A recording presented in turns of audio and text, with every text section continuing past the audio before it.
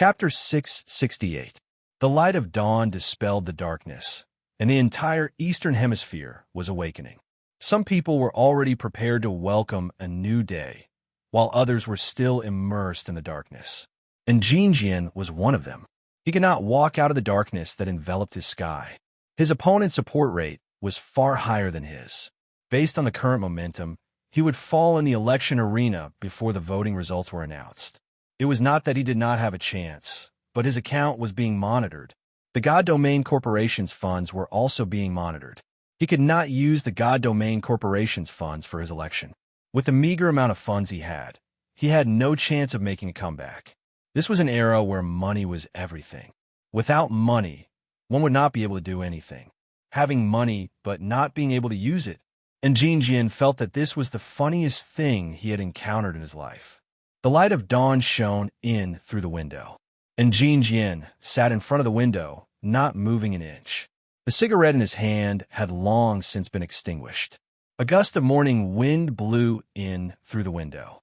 Half of the cigarette ash fell from the butt of the cigarette, falling to the ground and shattering. The sound of footsteps came from behind, but Jinjian did not turn around.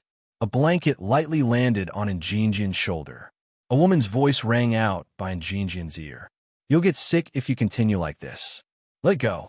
You'll feel much more relaxed after letting it go." "Let go? Oomph." And Jinjian snorted. "Will Xiaoxian come back if I let it go?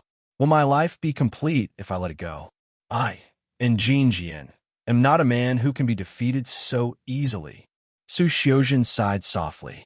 "Yesterday, I went to Feng in temple. Great Master Hui Ming spoke with me for a while. He said that clinging to it is bitter, but letting it go is a blessing. I feel that what he said makes sense. When we were young, we did too many evil things, so our son Xiaoxian suffered retribution. It's time to let it go and stop doing wrong things. Otherwise, our son will not have good karma, and we will not have good karma in our next lives. Have you already forgiven the person who killed Xiaoxian?" And Jinjian suddenly turned to look at Su Xiaoxian. Su Xiaoxian was silent for a moment before saying, "Although it's difficult, I no longer have any hatred in my heart. If he appeared before you, what would you do?" And Jinjian asked. Su Xiaoxian said, "I would ask him if he felt guilty. I'll ask him if he regrets it. If he still has any hatred in his heart or any evil creature, I will advise him to let it go." "Ha ha. What are you laughing at? My wife is going to become a monk, right? When you become a monk, you must tell me. I will personally help you put on the monk's robe. It's not funny." Do. The satellite phone on the coffee table suddenly rang, accompanied by vibrations, and kept buzzing. And Jinjian picked up the satellite phone. "It's me." A man's voice came from the satellite phone. "I'm already here. Where shall we meet? I'll wait for you at home. Did you bring what I wanted?" "Yes, I have. I warn you, you'd better not play any tricks. Even though we're in South Korea, it's still a piece of cake for me to take your life. Before you think about harming me, you'd better think about the things in my hands. They will destroy you." "Humph. I want to kill you, but not now."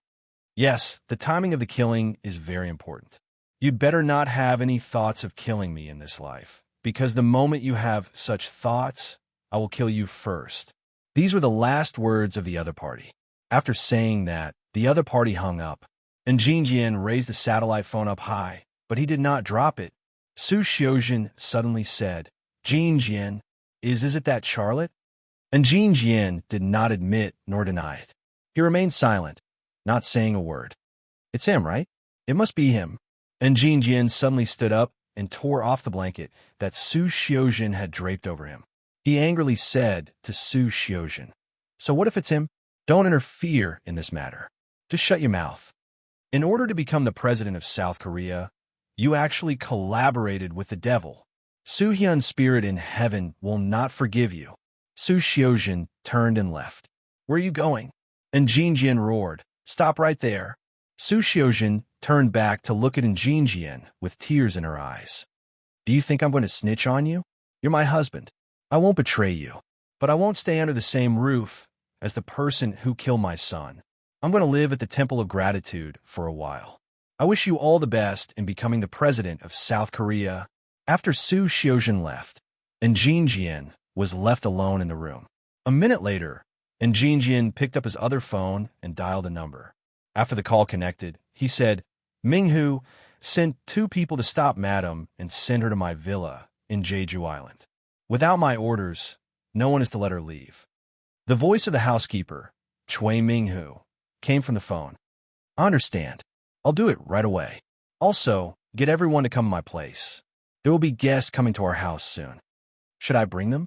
"Yes. Even if I don't use them, I have to let them see my current strength." "I understand. I'll do it right away." Chui Minghu hung up the phone. The room fell into silence again, and Jin Jian looked at the rising sun outside the window without any expression on his face. After standing there quietly for a while, he left his room and went to the living room to wait for the arrival of that person. 2 stern-looking Caucasian bodyguards stood at the door of the living room. They respectfully lowered their heads to greet Jin Jian. They were retired Special Forces soldiers from the United States Navy SEALs. They had been through hundreds of battles and had received professional bodyguard training. They could fight 1 against 10 and had all the qualities that a professional bodyguard should have.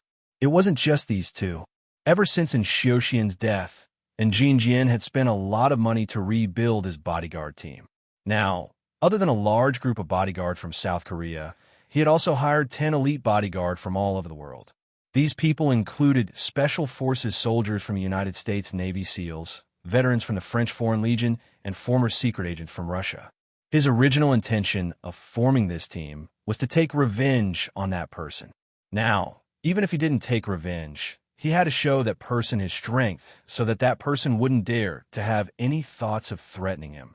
That person was Charlotte. Charlotte hadn't arrived yet, but the atmosphere was already tense.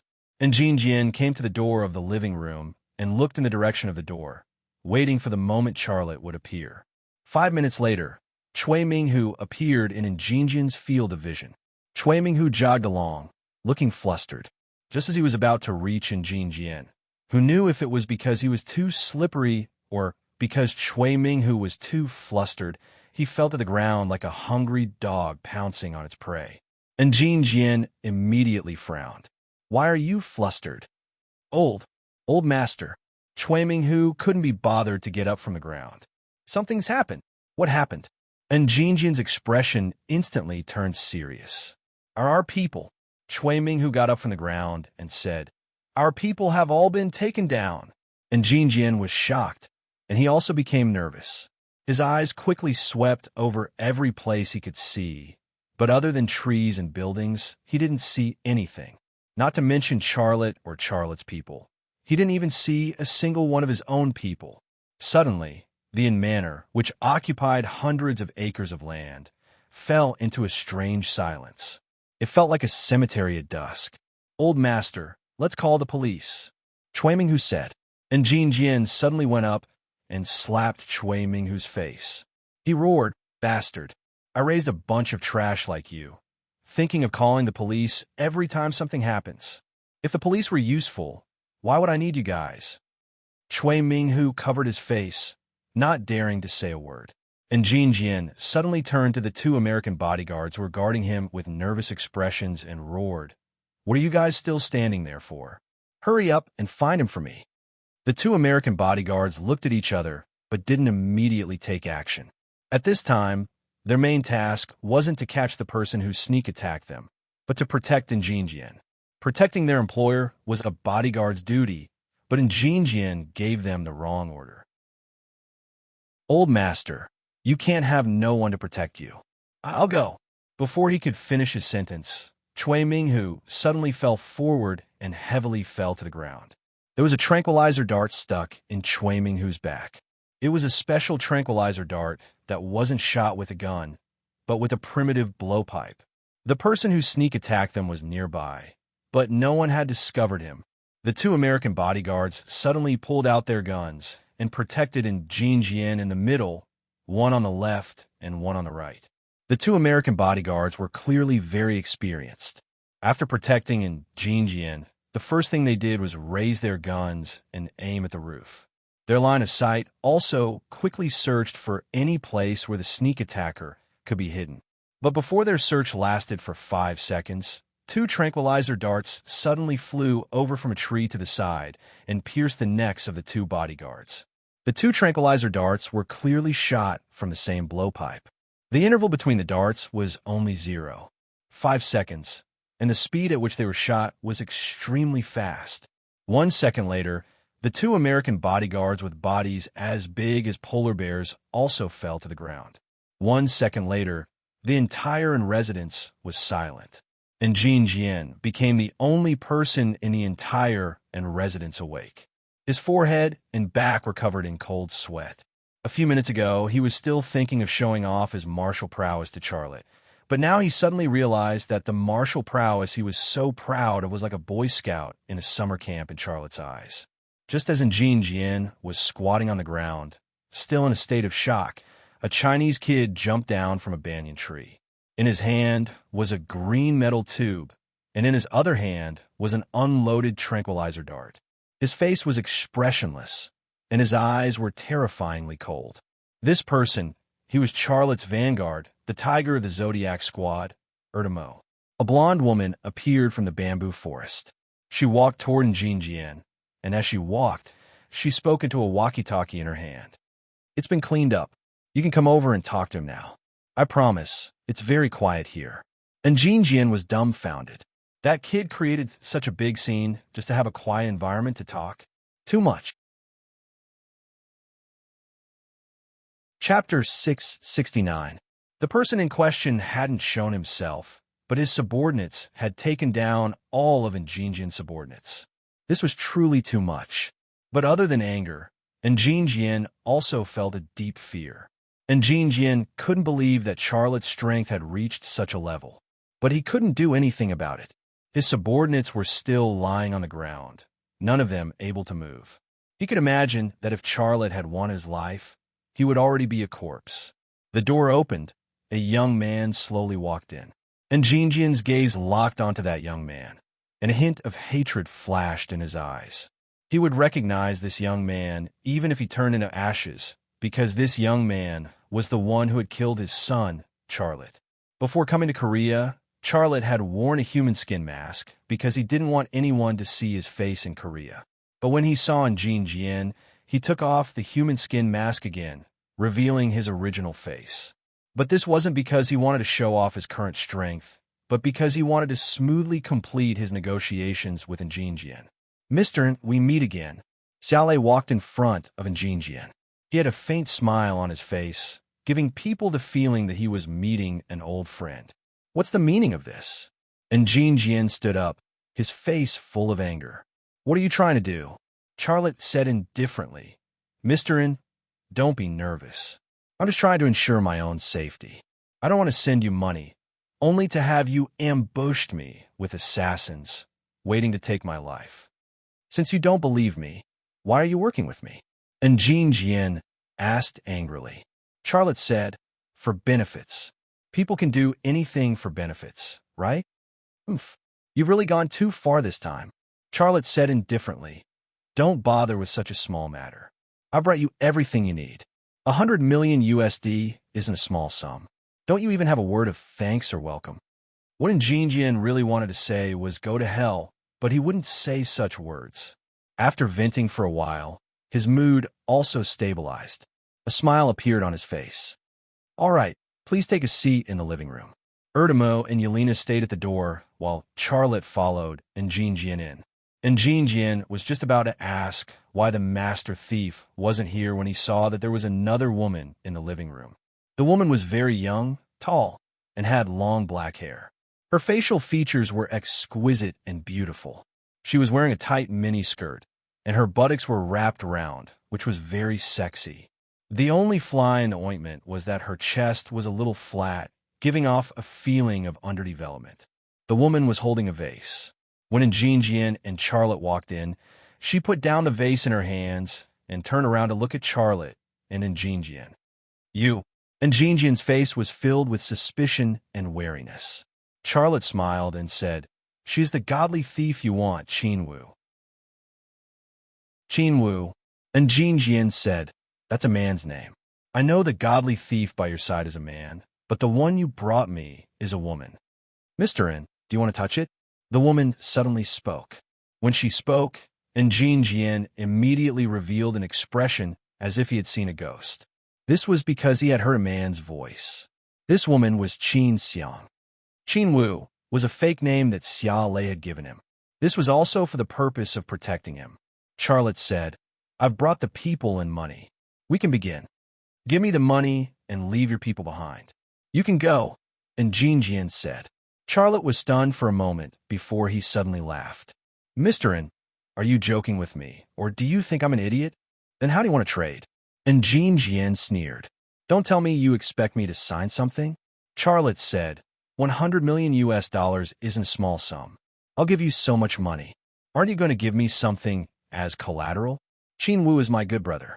Now that he's working for you, shouldn't you give me a guarantee? What kind of guarantee do you want?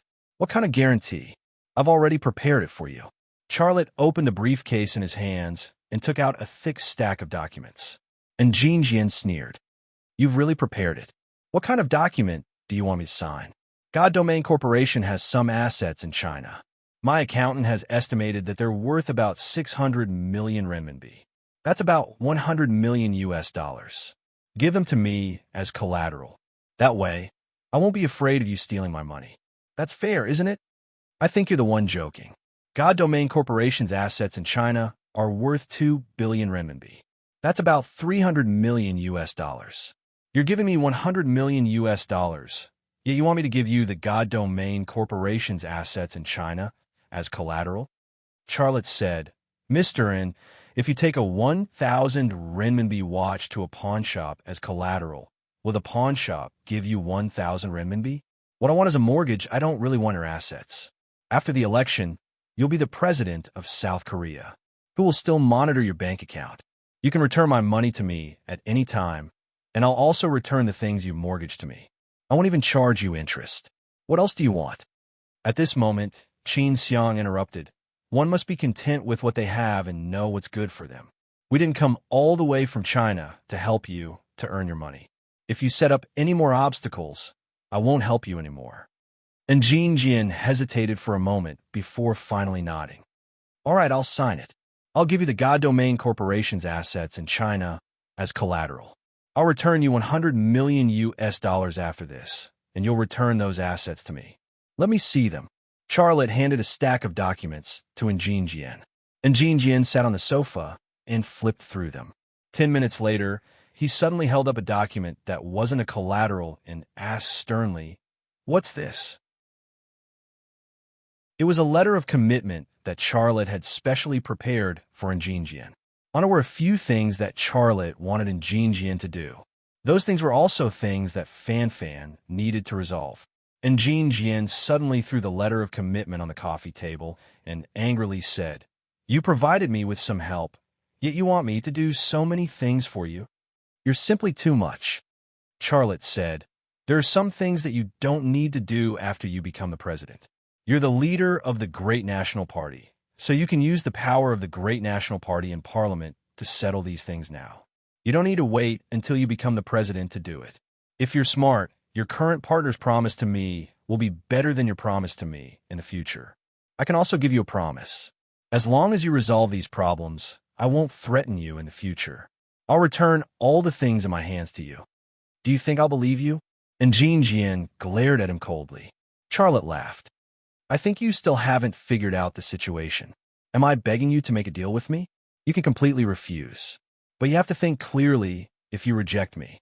If you refuse me, the things in my hands will appear on the desks of your opponents. I think your opponents won't hesitate to publicize it, right? At that time, not only will you lose the right to run for president and lose control of the Great National Party, but you'll also face charges and spend the rest of your life in prison. I hold everything you have in my hands, yet you still dare to discuss conditions with me?" And Jean Jian looked hesitant. He clearly knew that he didn't have any other choice, but he really didn't dare to trust Charlotte. "Forget it. Let's go." Charlotte waved his hand and turned to leave, saying, "In a bit, go give those things to Pu Suzhen. I think some people are better off in prison. No problem, Qin Xiang said. Wait. And Jin Jian clenched his teeth and said, I'll sign it. Charlotte turned around and said with a smile, Isn't that enough? It'd be better to just sign it. You don't have to make it so unpleasant. And Jin Jian took out a Parker Gold pen and nimbly signed several of the mortgage documents. Then he picked up the pen and prepared to sign the letter of commitment. But at this moment, Charlotte called out to him. Wait, Charlotte said, read that letter of commitment in front of me in Korean. And Jin Jian looked at Charlotte. Only now did he realize that there was a cell phone in Charlotte's hand, and that cell phone's camera seemed to be turned on. He suddenly understood something and immediately became angry. You actually want to record it, Charlotte said. It's just to add a bit of insurance. Don't worry. After you do the things on the letter of commitment, I'll give this cell phone to me. I swear I won't make a copy. Would he make a copy? Even he didn't know the answer to this question. Once Jin Jian became the president of South Korea, all of South Korea's troops and special agents would listen to his orders. At that time, if Jin Jian wanted to take revenge on him, it would be a very easy thing to do because he could eliminate South Korea's most elite special forces and special agents to do it. But if he had something in his hands that could send Jin Jian to hell, wouldn't Jin Jian still dare to act blindly without thinking? So, saying that he wouldn't make a copy with a lie. And Jin Jian was very clear on this point, but he had no other choice. He braced himself and read out the contents of the letter of commitment in Korean. Finally, he signed it. Charlotte put away the mortgage documents and the letter of commitment. Then, he extended his hand to Jin Jian and said with a smile, Mr. President, it's a pleasure working with you. And Jin Jian didn't even extend his hand. He just coldly looked at Charlotte. I'll honor my promise, and you'd better honor yours. Otherwise, I'll take you down with me. Charlotte said, Actually, there's a very simple way to solve the problem between us, and that is to become friends and not enemies. I, Charlotte, will never betray my friends. Not once in the past, and not ever in the future. You just have to be friends with me and work with me. It will be beneficial for both of us. But if you want to take revenge on me, then bring it on. You saw what happened just now. If I want to kill you, it's actually a very simple matter. You killed my son, but you still want to be friends with me? Can't you have another child? Your wife can't, but other women can't? Technology is so advanced now. If you want a son, it shouldn't be a problem, right? If it's not convenient for you in South Korea, you can come to China. I'll help you settle this matter. Charlotte looked very serious and concerned. What kind of woman do you like? And Jin Jian was speechless. He suddenly felt that if he had a fated nemesis in this life, it wouldn't be anyone else but this China kid in front of him. Chapter 670. When Charlotte walked out of the mansion, the 7 members of the Zodiac team also left the mansion. It wasn't just Ertemu who made a move. The 7 members brought by Charlotte had also made a move. Otherwise, it would have been impossible to take down all of Xiuxian's men.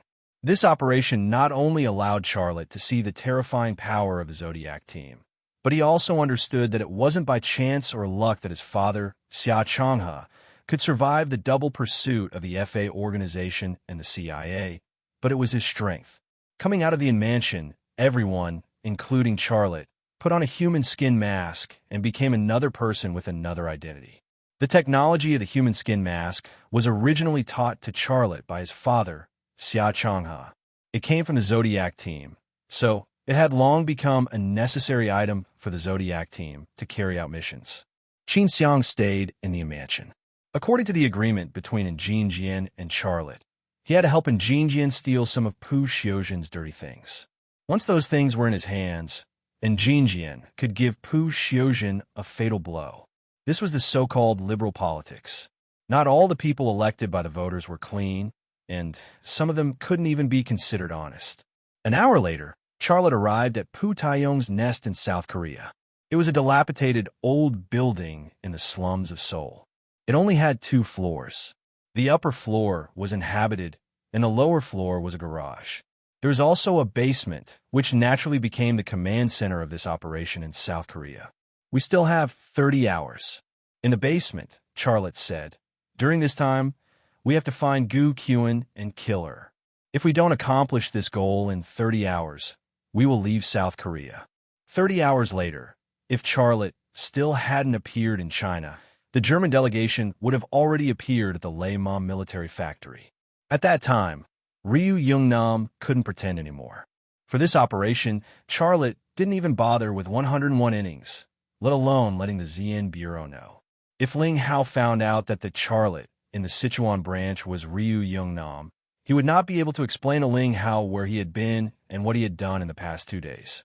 He really wanted to kill Gu Qin, but if he couldn't do it within 30 hours, he would retreat. He had 2 goals in this trip to South Korea. One was to make a deal with Njin Jian, and the other was to kill Gu Qin. Therefore, even if he couldn't kill Gu Qin and had to leave South Korea, he could accept this outcome. "Give me 2 more hours, and I'll find Gu Qin," Amanda said. Her computer was always working. However, it is not easy to find a person in such a big country like South Korea. Erdamu said, "Let's do something too." Marcus Pride opened a wooden box with a hammer. The box contained a few guns, an XL 2500 sniper rifle and a Gale assault rifle. The jet-black guns glowed coldly under the light. Marcus whistled and grabbed a Gale assault rifle. "Boss, is this the world's most advanced Gale assault rifle? I wanted one for a long time. I've told my dad several times, but he wouldn't agree," Charlotte said with a smile. "1 Gale assault rifle and 1 XL 2500 sniper rifle each. In the future, when the Thunder Horse military factory has the most advanced weapons and equipment, we will be the first to equip ourselves." "Boss, can I have an armored vehicle?" Alessio said with a smile. Charlotte shrugged. "Do you want the Italian traffic police to trouble you?" The basement was filled with laughter. The members of the Zodiac squad chatted and laughed as they prepared for battle. They checked their guns, prepared ammunition, and other equipment. Charlotte also got to know these people through their chats and built relationships with them. He wanted to lead this team, and the first thing he had to do was to integrate into the team. 2 hours later, Amanda suddenly said, "I found her." Charlotte followed. The other members of the Zodiac squad also came over. Amanda had indeed found Gu Qin. This should be something to be happy about, but no one smiled. No one even said a word. Because Gu Qin was not in a hotel, but in the Yongsan base of the U.S. military base in South Korea. There are more than 2,000 soldiers of the 8th Army and more than 700 aviation soldiers in the Yongsan base, as well as more than 200 special forces of the Marine Corps, for a total force of more than 3,000 people. Amanda said. Xiao Lei's eyebrows furrowed. If Gu Qin was in a hotel, then the operation to kill Gu Qin would not be too complicated.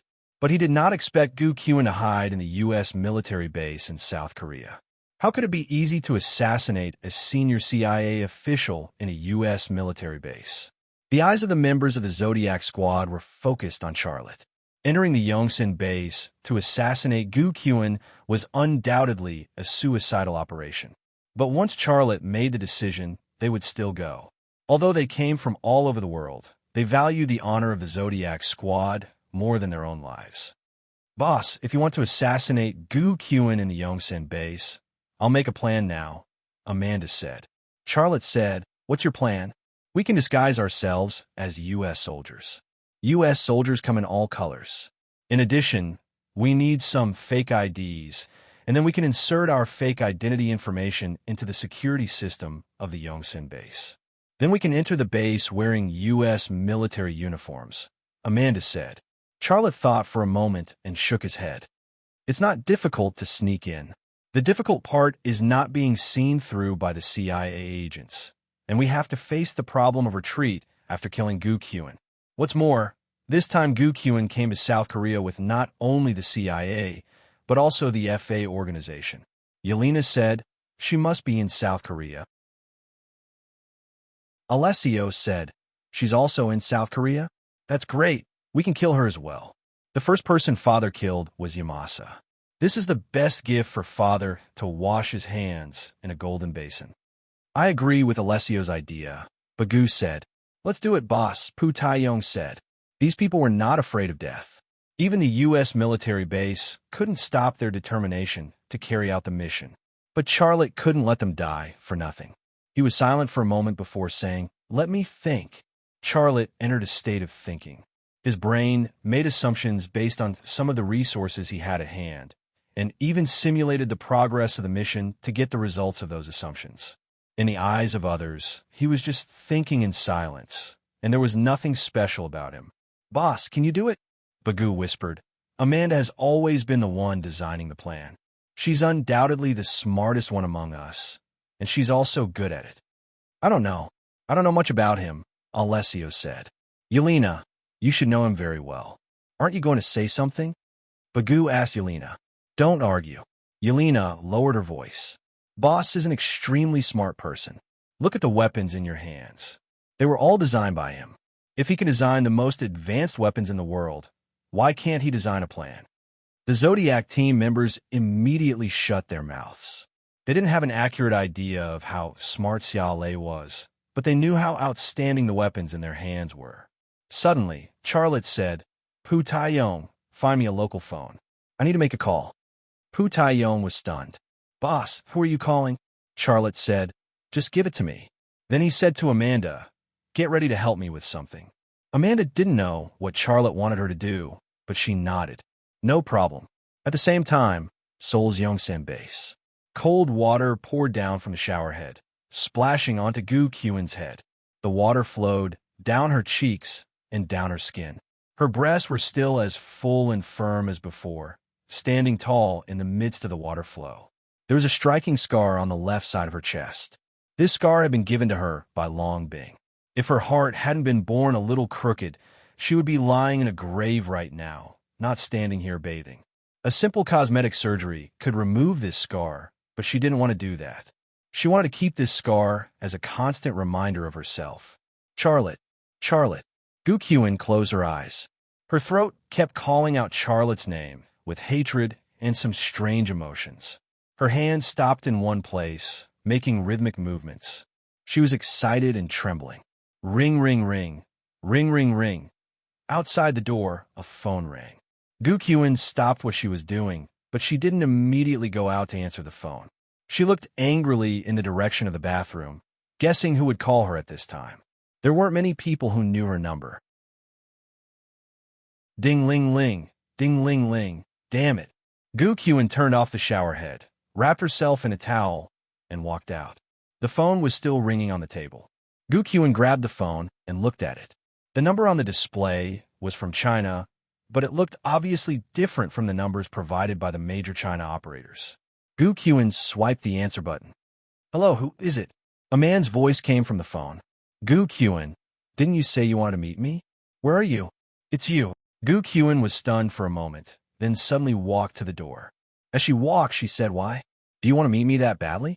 We have to settle the score between us. Tell me the time and place. I'll come from China to meet you." "You're in China?" Gu Qian opened the door. Behind the door was another room. There were several CIB agents in the room. Not only were there heavily armed combatants, but there were also technicians waiting by the computer. "Of course I'm in China. Where are you?" "I'm in Japan," Gu Qian said as she gestured to the CIB technicians to track the phone number she was talking to. The CIB technicians quickly got into work. Chapter 671. "You said you want to meet me. What do you want?" Gu Qian laughed coldly. "Do you really want to kill me that badly? Why would I want to kill you? I just want my father's things back." The man's voice came from the phone. "Name a price." "You can't afford the price I want." "That's not necessarily true." "Then tell me, what can you give me?" "You don't want money. You don't lack money. How about this? I think the Americans are also interested in my Thunder Dragon intelligent lathe. I'm willing to trade it for you." Gu Qian was moved. The Thunder Dragon intelligent lathe was the heart of Thunder Horse military factory. The Germans were racking their brains to get it. So how could the Americans not be moved? If she could get a Thunder Dragon intelligent lathe, then her position in the CIA would definitely be higher than it was now. "How about it? Are you willing to trade with me? Your Thunder Dragon intelligent lathe weighs a few dozen tons, right? Charlotte, how are you going to give it to me?" Gu Qian was not blinded by the tempting offer. The CIA technicians suddenly gestured at Gu Qin, and one of them even mouthed to her, "The target is in Seoul, South Korea." The target was, of course, Charlotte. Gu Qin had thought it was strange earlier.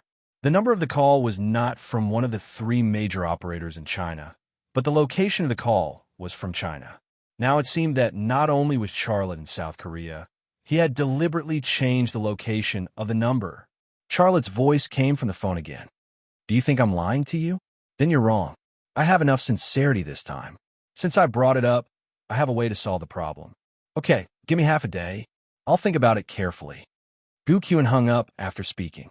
The CIA agent stared at Gu Qin, waiting for her instructions. Gu Qin's gaze moved to a monitor. There was a satellite map on the monitor, and there was a flashing red dot on the map. That red dot represented Charlotte.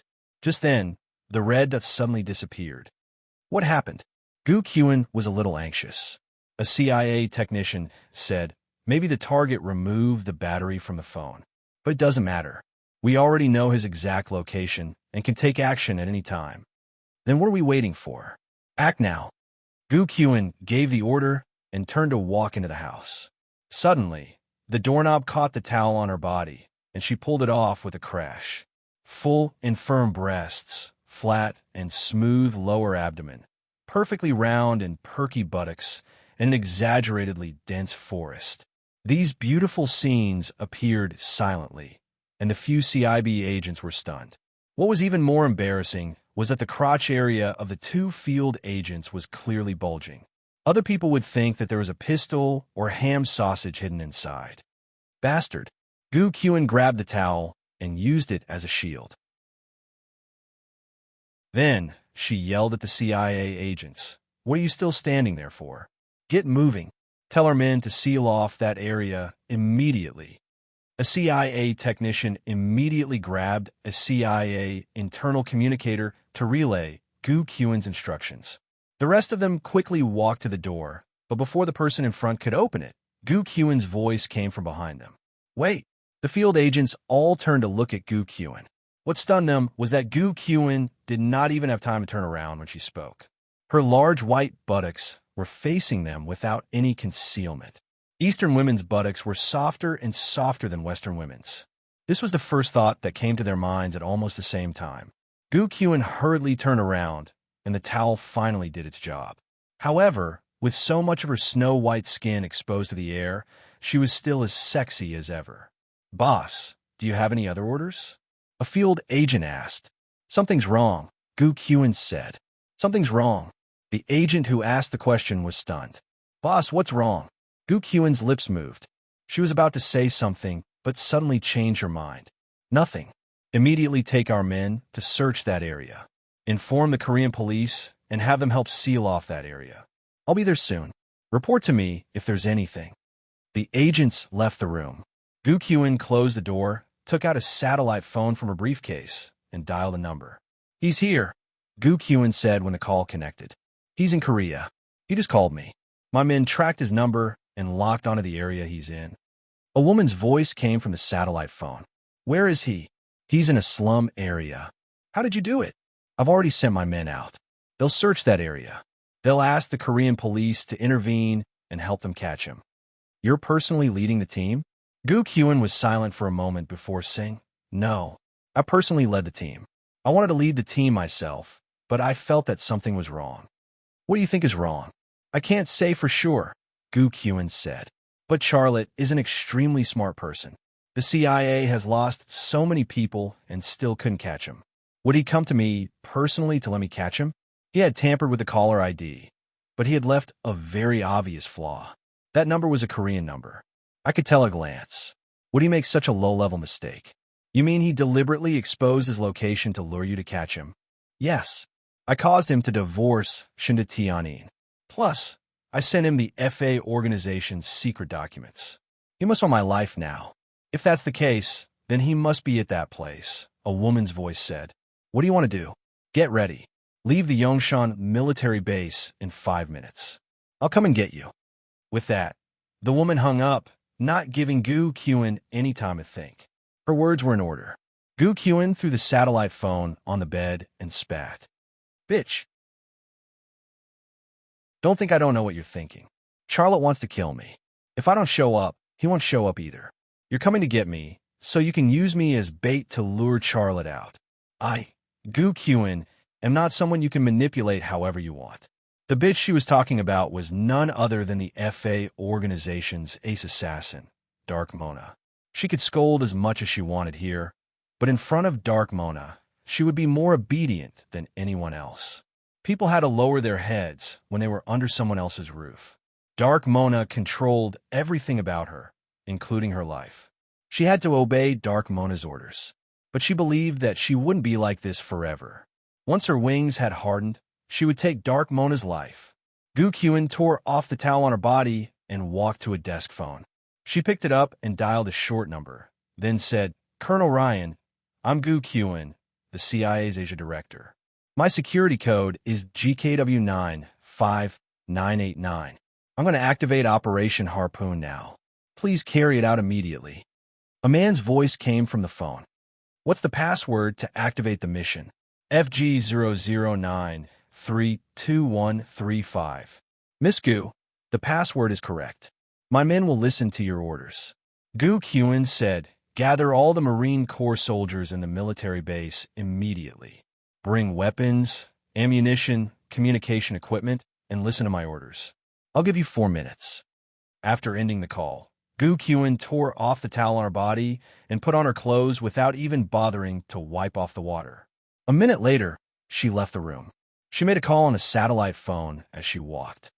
Damn it, someone notified the headquarters. The headquarters has already activated Operation Harpoon. It's a plan to target Charlotte. The entire Marine Corps in the Longshan military base will be mobilized. I've been appointed as the commander of the operation. I have no choice but to take those F*King Marine Corps soldiers to catch Charlotte. Give me his exact location and report your progress to me. It was Dark Mona's voice. I got it. Don't worry. Even if we catch Charlotte, he's still yours. I promise you that. With that, Gu Qin hung up the phone. In a village next to the Longshan military base, a tall woman put down the satellite phone in her hand. She was Dark Mona, who had just ended the call with Gu Qin. Dark Mona raised the binoculars in her hand and looked at the entrance of the Longshan military base. Although there was no movement there yet, the sound of an alarm came from inside the base. The Marine Corps soldiers were gathering. A blond man appeared behind Dark Mona. "Boss, we've received a screenshot of the satellite location from Gu Qin. Charlotte is in a slum area west of Seoul. The terrain there is very complicated. The CIA people are on their way there. The Korean police have already started to set up a blockade in that area. If Charlotte is there, he won't be able to escape this time. What should we do?" Dark Mona didn't speak. She continued to look in the direction of the Longshan military base with her binoculars. At that moment, a Humvee drove out of the gate. Behind it was a long line of Humvees. Every Hummer was equipped with a heavy machine gun, and there were 5 fully armed Marine soldiers in front of it. There was a deafening roar. Several military helicopters and transport helicopters took off and flew towards the west of Seoul. Dark Mona raised her head and quickly saw Gu Qin sitting on one of the military helicopters. She only saw it once before the military helicopter flew away in the blink of an eye. A cold smile appeared on Dark Mona's lips. She muttered to herself, "You don't want to be the bait? But you've always been the bait. You want to get rid of me? Only if you die." The blond man said again, "Boss, the CIA and Marine Corps are on the move." Dark Mona interrupted him. "Tell our people to get ready to move out. Operation Earthworm has begun." "Yes," the blond man replied. He turned and entered the courtyard of farmhouse. The courtyard was quiet. There was only a cat lying on the ground, basking in the sun.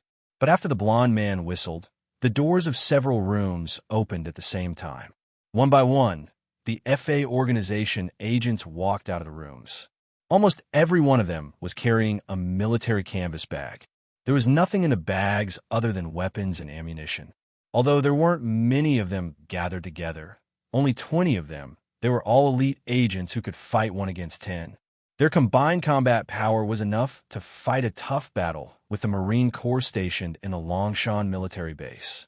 Dark Mona appeared at the entrance of the courtyard. She just waved her hand, and everyone followed her.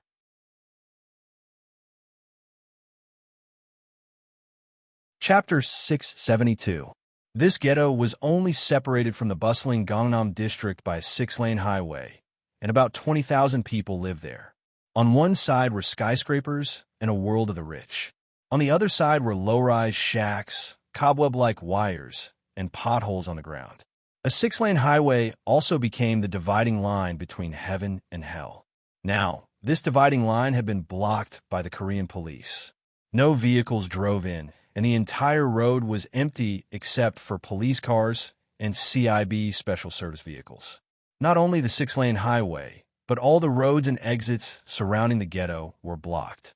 Anyone who wanted to enter the ghetto had to be questioned and inspected by the Korean police, and the people who came out of the ghetto had to undergo even more stringent questioning and identity checks. Armed helicopters flew across the sky from time to time. Their mission was to snipe suspicious vehicles and provide fire support for the combatants on the ground. A large net had been formed in the sky and on the ground, and the target in the net had no way to escape. A transport helicopter landed on the 6-lane highway. Gu Kyun walked out of the transport helicopter under the cover of a few Marine Special Forces and then got into a CIB field vehicle. This vehicle had equipment to receive satellite surveillance signals, as well as communication devices. Through these devices, Gu Kyun could control the entire situation from inside the vehicle. But she was more concerned about the fact that this field command vehicle was far away from the battlefield and could keep her safe. As soon as Gu Kyun got into the vehicle, a CIB technician activated a monitor. The image on the monitor was transmitted through a camera mounted on a tactical helmet, and it was a bit shaky. In the shaky image, more than 20 CIB field agents covered each other as they quickly passed through a dilapidated street and surrounded a small, dilapidated building. That small building was the location of Charlotte that the CIB had previously tracked. The voice of the leading CIB field agent came from the communicator. "We are close to the target location, requesting orders." Gu Kyun grabbed the communicator and said coldly, "Arrest everyone in that building. If anyone resists, shoot them on the spot." "Roger." The CIB field agent made a few hand signals. More than 20 CIB field agents quietly surrounded the small building.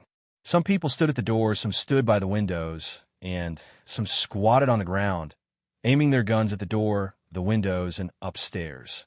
A CIB field agent came to the door with a door breaker. Without any hesitation, he swung the door breaker and broke open the closed door. "Xiaolei, if you're in there, you're dead meat." Gu Kyun's lips curled into a sneer. Would Charlotte be in that building? Gu Kyun thought to himself that Charlotte did not run away. He was still in that small building. That way, she could easily solve the problem.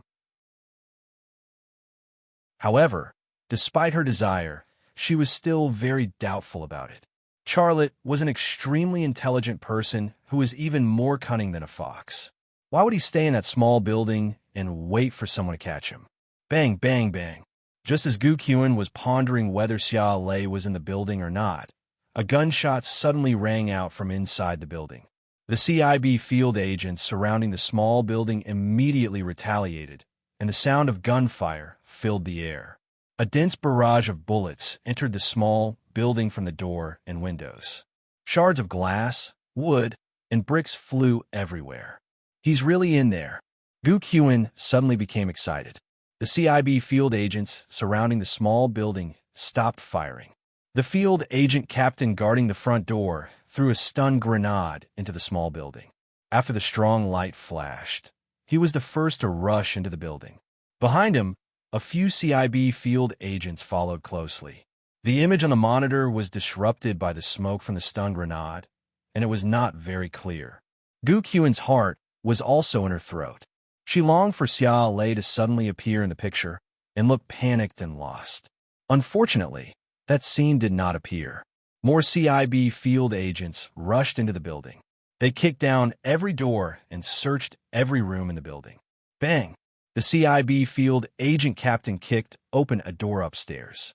A cat suddenly jumped up from the ground and fled to the window in panic. Tut, tut, tut. Instinctively, the CIB field agent captain raised his gun and fired a clip of bullets.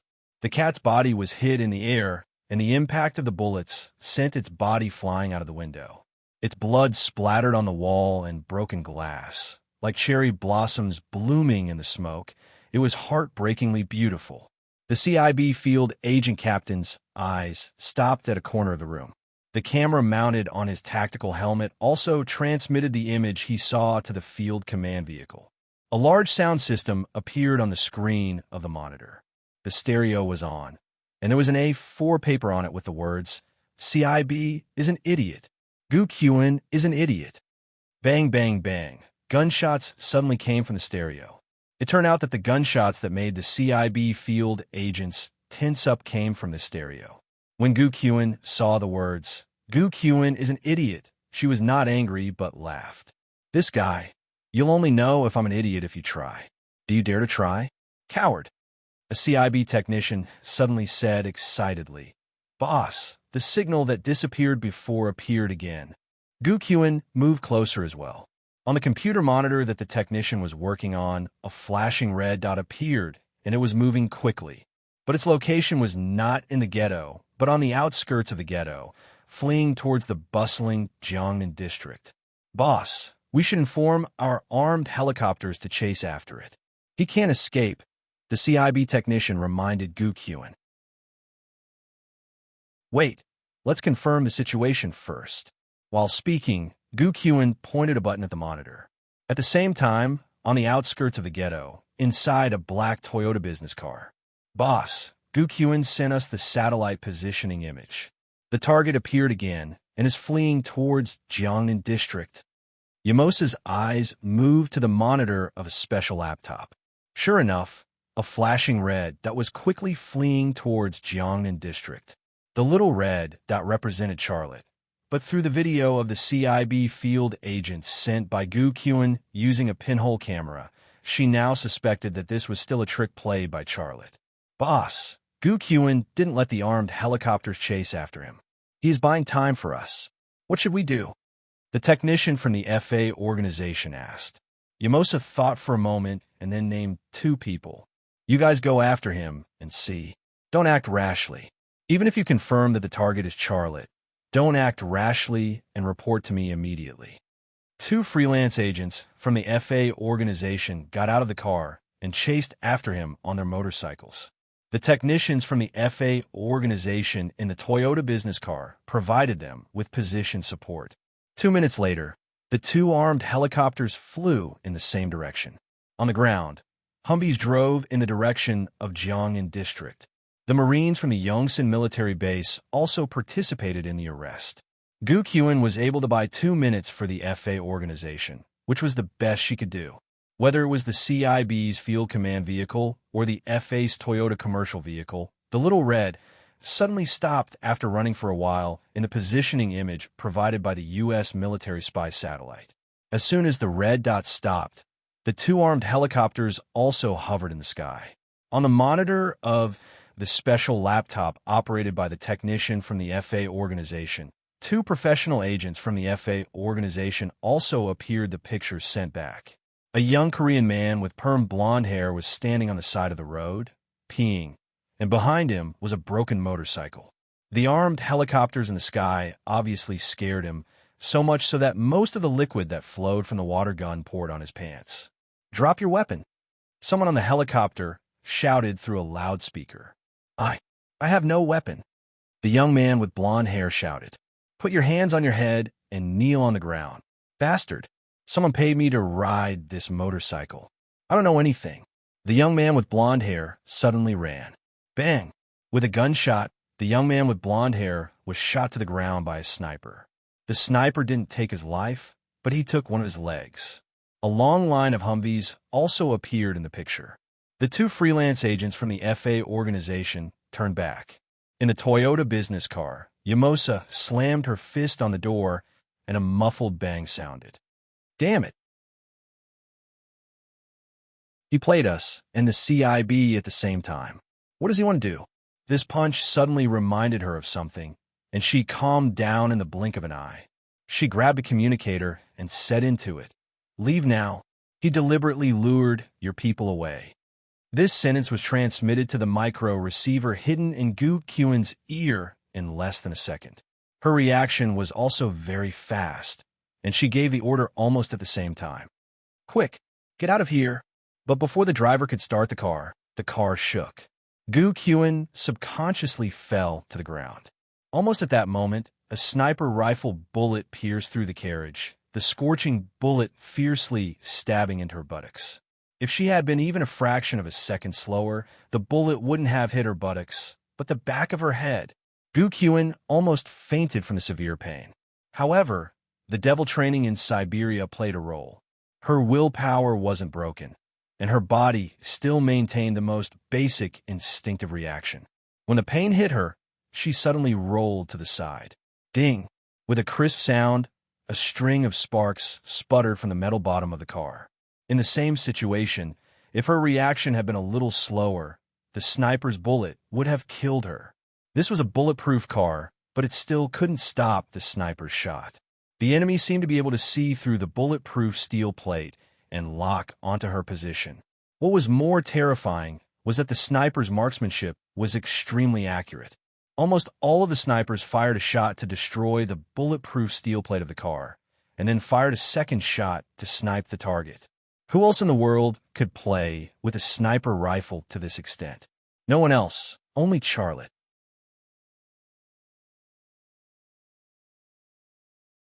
Chapter 673.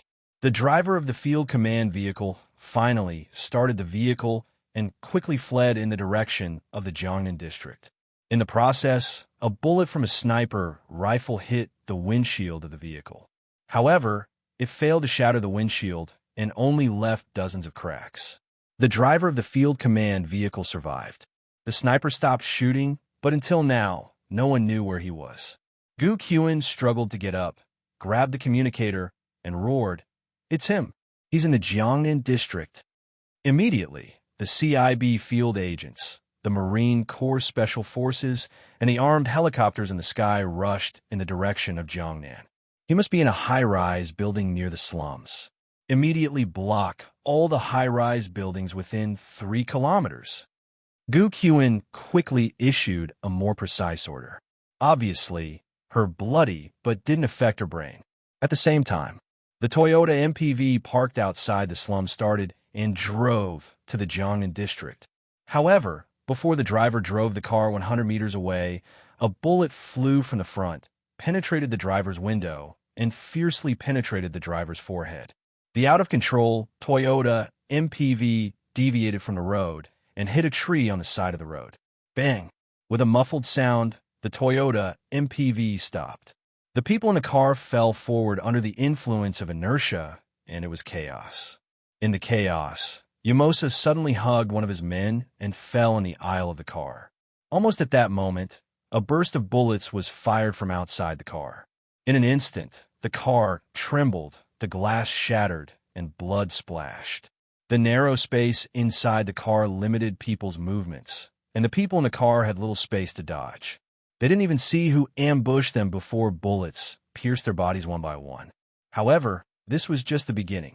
More bullets hit the car like raindrops, and the Toyota MPV, without bulletproof function, was riddled with holes. The people in the car were also riddled with holes. Blood came out from their large and small wounds, and then flowed out from the gaps in the door and the bullet holes in the car. It was a shocking scene. Not only the Toyota MPV driving in the front, but the 2 Toyota SUVs and several motorcycles following behind were also not spared. Bullets flying from both sides of the road tore apart the vehicles and people of the FA organization like storm. The ambush only lasted for half a minute from start to finish. The people of the FA organization didn't even fire a single bullet back. 200 meters away, on the roof of a building, 6 gunmen put away their guns. All 6 of them were members of the Zodiac Squad. It was Amanda who shot the driver of the Toyota MPV, while Alessio, Bagu, Erdamu, Marcus, and Yelena strafed the targets in the vehicles with Gale assault rifles and killed the FA organization members in the vehicles. 5 Gale assault rifles with a range of 2,000 meters had almost zero recoil. The powerful firepower they provided made this ambush seem extremely easy. Wow! Marcus stroked the Gale assault rifle between his fingers with a smile on his face, unable to put it down. I have used almost all types of assault rifles in the world, but there has never been an assault rifle as powerful and useful as the Gale assault rifle. Amanda said, "You should try the XL 2500 sniper rifle designed by the boss. I swear, there's no sniper rifle in the world that's more powerful and useful than it." "Let's stop talking about guns. We should retreat," Yelena said. "It's almost time for the boss to call it a day." "I don't know if that bitch Yamosa was killed," Amanda said. "I don't think he'll survive," Ermuta said. "Our 6 guns have shot the cars full of holes. Yamasa won't be able to escape." "It would be good if we could go and see," Amanda said. "We can't go. The Korean police are coming." "Let's go," Yelena said. As soon as her voice fell, there was a harsh siren in the distance. At the same time, Pu Taeyong's voice came from the communicator. "The boss and I are already on our way to the retreat point. You guys hurry up. We have to leave." The 6 members of the Zodiac team looked at each other and smiled. They quickly retreated from the rooftop. A police car stopped on the side of the road. 2 policemen got out of the car and cautiously approached the FA organization's car with guns in hand. A policeman held a walkie-talkie and reported the situation to the headquarters. "There's a gunfight here. Unidentified people have been killed. My God, a lot of people." A policeman opened the door of the Toyota MPV and a body fell out. It was a white man, very strong. He weighed at least 200 pounds, but there were also no less than 20 bullet holes in his body. He was already dead. "There's another one alive." The policeman who opened the door was surprised. At this time, a black man lying in the aisle of the car suddenly turned over and fell next to the car door. The policeman who opened the door pointed his gun at the black man, only to find that he was not alive at all. There was a blood hole the size of a wine glass in his head. But at this moment, a strangely shaped pistol suddenly appeared in front of him. There was also a woman lying in the aisle, covered in blood. She seemed to have just crawled out of the blood pool in hell. "You boom!" Before the policeman who opened the door could finish speaking, his head disappeared. The rest of the body flew backward and then fell heavily on the side of the road. The policeman who was reporting the situation to the headquarters hurriedly raised his gun and was ready to shoot, but he was no match for the woman. As soon as he raised his arm, the woman's hand had already waved. At that moment, a military knife flew to his heart and then stabbed into it. Puff! The last policeman spat out a mouthful of blood and fell to the ground on his back. The woman put away her strangely shaped pistol and said, Charlotte, F*CKU. She was Yamosa. She formulated the Earthworm Plan. With Xia Changhe as the target, she used the secret documents of the FA organization to lure Charlotte out and then arrested him. Charlotte came out, but she didn't catch him, and all of her people were dead. Even more, if she hadn't reacted fast enough and hugged one of her men in time, using the body of the poor guy to block the Gale assault rifle, she would have gone to hell to report at this moment. What plan could be more of a failure than the Earthworm Plan? Thinking of the thrill and grievance just now, Yamosa wanted to F*CK Xia Changhe in front of Charlotte. Yamosa got into the police car, quickly turned the car around, and fled the scene. At the same time, the CIB Field Command vehicle stopped on the side of the road. A transport helicopter descended from the sky, and several field doctors from the Longshan military base jumped off the helicopter. They carried a stretcher and ran to the Field Command vehicle with first aid tools. The driver opened the door, and Gu Qin stumbled and fell out of the car. Fortunately, the driver was in front of her and caught her. Her face was pale, and her sexy buttocks had turned into a bloody buttocks. There won't be a next time. There won't be a next time. Gu Qin kept repeating this sentence. She was very weak, but her eyes were cold and scary. This was the CIB's Harpoon Plan. It had the same result as the FA organization's Earthworm Plan, which was a fiasco. But what made Yamosa and Gu Qin most angry and unacceptable was that from beginning to end, they were led by the nose by Charlotte, and until the end, they didn't see Charlotte show up. Charlotte finally showed up, but on a rural road far away from Seoul. Pu Taeyong said while driving, Boss, did you kill Gu Qin? Charlotte didn't speak. In his mind, he kept recalling the scene of killing Gu Qin. At that time, his position was 3,000 meters away from Gu Qin, and he used the XL 2500 sniper rifle that he had personally modified, which had a range of 3,400 meters. He saw Gu Qin's buttocks get shot with his own eyes, but only the shot hit Gu Qin, and she dodged the subsequent shots. If he didn't have to be so far away, his chances of killing Gu Qin would have increased by more than 50%. However, if he was too close, he wouldn't have time to retreat after shooting. Once he was surrounded, the other side not only had the CIB field agents, but there were also more than 200 special forces from the Longshan base. That would put him in an extremely dangerous situation. Boss, Charlotte finally recovered. Half and half. I'm not sure if I killed her, but I hit her. If the important blood vessels and coccyx were injured, she might have died. Coccyx? Did you hit her buttocks? I was going to shoot her in the head, but she dodged it. Charlotte frowned. The CIB Field Command Vehicle is not an ordinary vehicle. I used armor-piercing bullets, but it still required 2 bullets to penetrate the body of the vehicle. When my first bullet hit the body of the vehicle, Gu Qin was already alerted. Pu Taiyong's mouth was still wide open with a horrified look on his face. He was stunned for a long time before he managed to say, "Boss, that's a moving, bulletproof car. How could you hit the same spot with 2 bullets? Also, you hit Gu Qin's buttocks." At a distance of 3,000 meters, it was difficult to even hit a stationary target, let alone a moving vehicle, because this was no longer as simple as shooting. There were many factors to consider, such as wind direction and speed, air resistance, the speed and energy consumption of the bullet, and so on. There were so many factors to consider and even calculate. How'd he do it? And he did it so well. Of course, this was because of Charlotte's brain.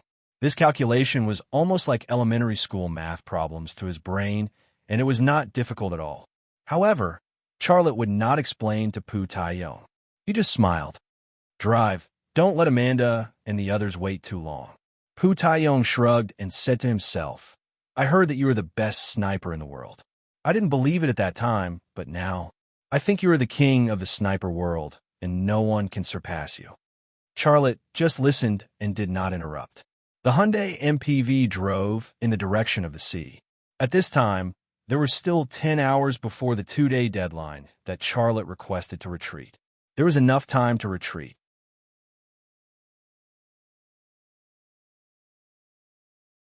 Chapter 674. What happened in South Korea was earth-shattering, but in the end, it was the virtual terrorists who bore the responsibility. The South Korean government claimed that this was a counterterrorism exercise involving the U.S. military station in South Korea, the South Korean military, and special forces. Charlotte was not surprised by this result at all. It was impossible for the CIB to reveal his identity and secrets to the public. This was not in the interest of the United States. A day later, Charlotte appeared at the Thunder Horse military factory, and at this time, Ryu Yungnam was still on his way back to Kyoto. "How's the Sichuan branch?" In the office building, Ling Hao looked at Xia Lei, who had just returned, and asked casually. Charlotte smiled. "Pretty much, I'm so busy. I only took care of a few important things, and they know how to do the rest. The cooperation with the Germans is the big deal, so I flew back. The Germans haven't come yet, right? They've already arrived in Kyoto and are currently living in the embassy. I think they'll be here in a while. Don't worry, they're more anxious than us," Ling Hao said. While they were talking, the Volkswagen Beetle appeared at the gate. The soldiers at the gate let it go, and the security guards of the Thunder Horse military factory did not stop the car. It was for no other reason than the person driving the Volkswagen Beetle was Fan Fan. Not only did she have access to the Thunder Horse military factory, but she was also a frequent customer here. Charlotte thought to himself, "I just dealt with Jinjian in South Korea, and she's already here. Could it be that she already knows something? But even if she knows something, she should come earlier. Sylvia probably hasn't finished what I asked her to do yet." Fan Fan parked the car and walked over to the office building. Ling Hao looked at Fan Fan and frowned slightly. "What's she doing here?" Charlotte smiled bitterly. "I don't know, but I think it's probably related to the Germans. Maybe she's here to help." Ling Hao obviously did not like to hear such words, but he also knew the purpose of Fan Fan's visit to the Thunder Horse military factory at this time, but he did not think that Fan Fan was here to help. Mr. Ling, you're here too. Fan Fan walked over leisurely. With her long legs and slender waist, her light gait made her look like a fashion model on the runway. A smile appeared on Ling Hao's face. Fan Fan, what are you doing here? Fan Fan said, I'm not here to steal your credit. I'm here to find Mr. Xia. Charlotte asked in surprise, Miss Fan Fan, is there something you need from me? Of course. Fan Fan said, it's about the X-Secret Gold Project.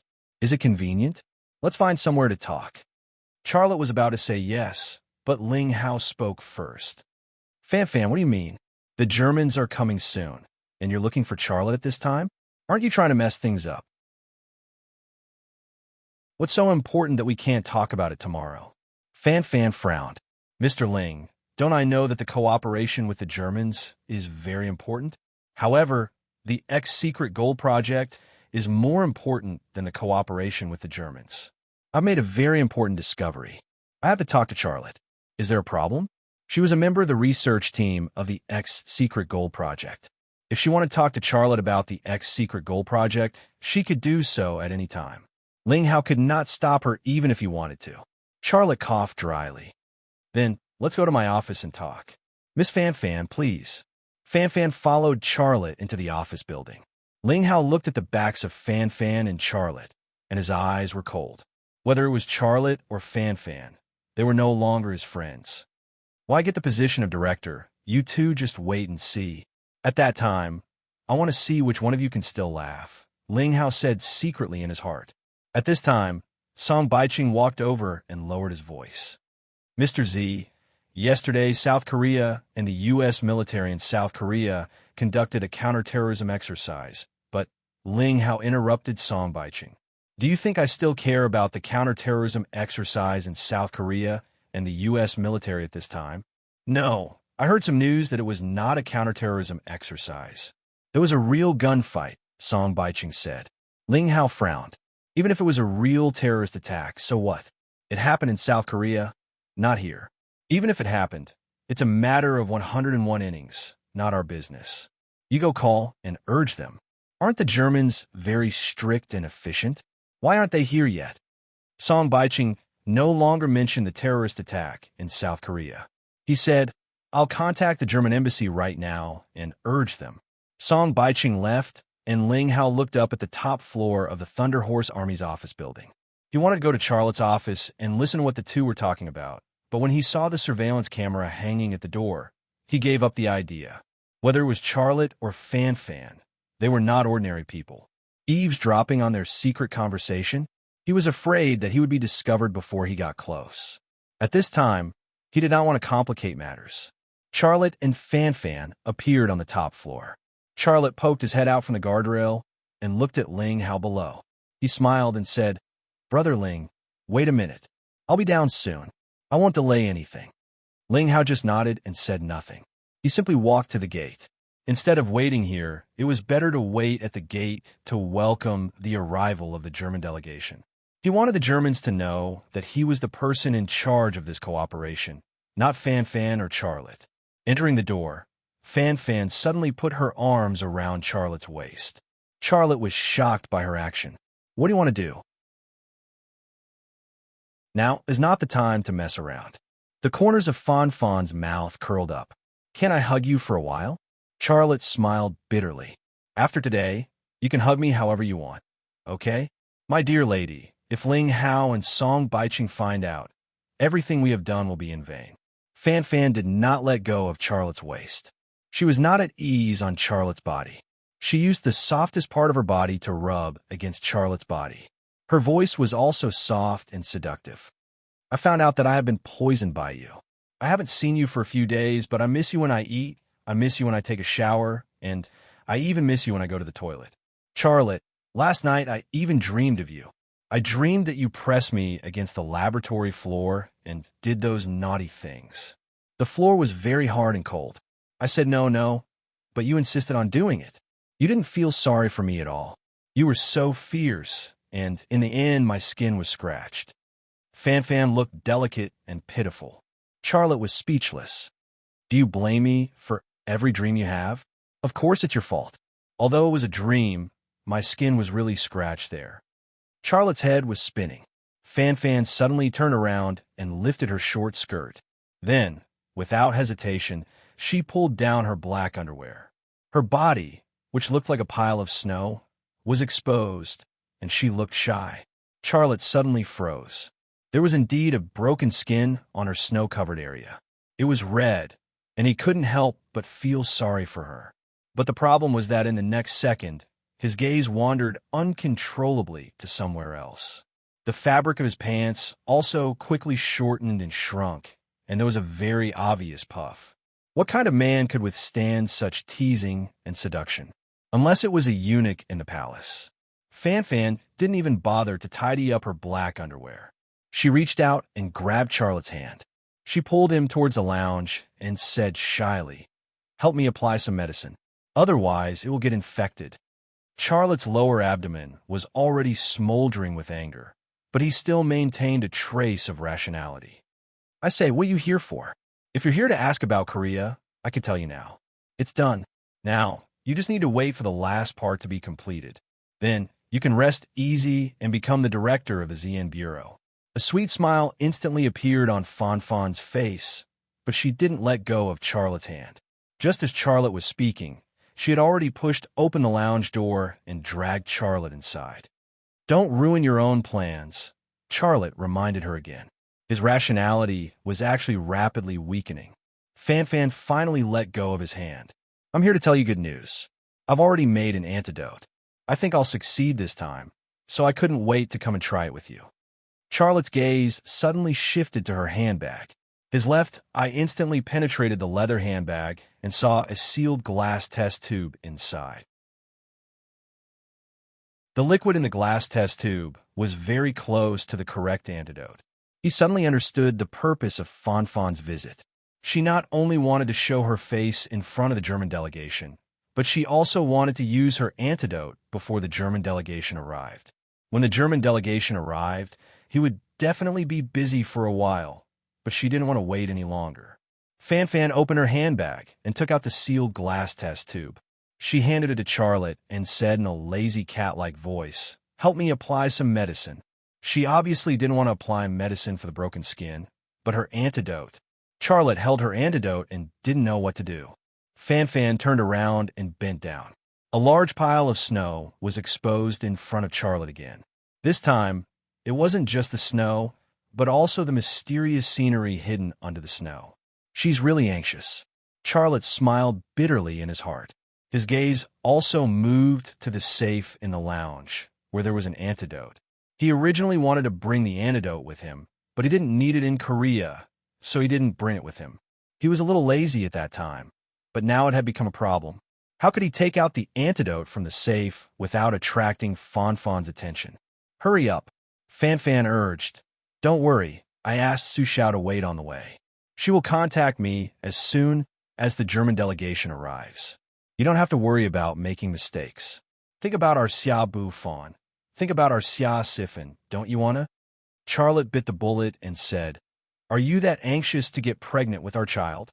Fan Fan's eyes shone with excitement. "I want to be pregnant with your child. Our child will be the smartest child in the world, a miracle. You don't have to doubt my determination. I'll tell you this, if I have to choose between conquering the X-Secret Gold Project and having your child, I will choose the latter." A woman was only complete when she became a mother. Not to mention this child was the child of Charlotte, who had an IQ of 998.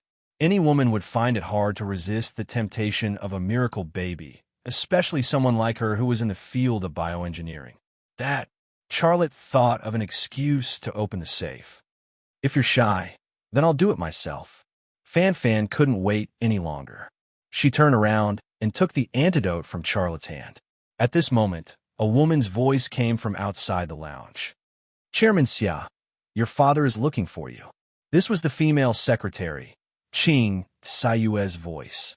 Charlotte let out a long sigh of relief. "Okay, I'll be right there." Fan Fan stomped her feet in frustration and pulled the black underwear up. She looked like a cat whose fish had been snatched away.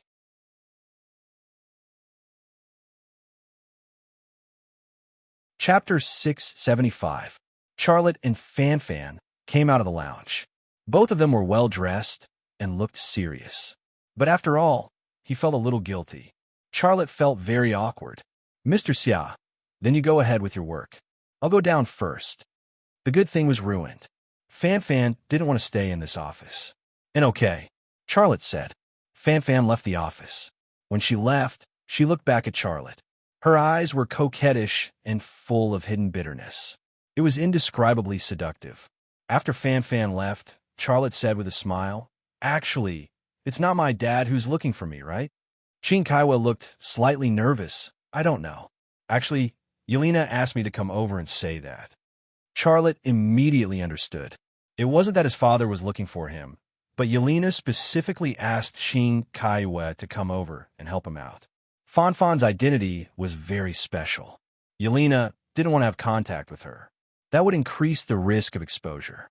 But Qin Kaiwa didn't have this problem. "Chairman Xia, I'm really sorry to disturb you in..."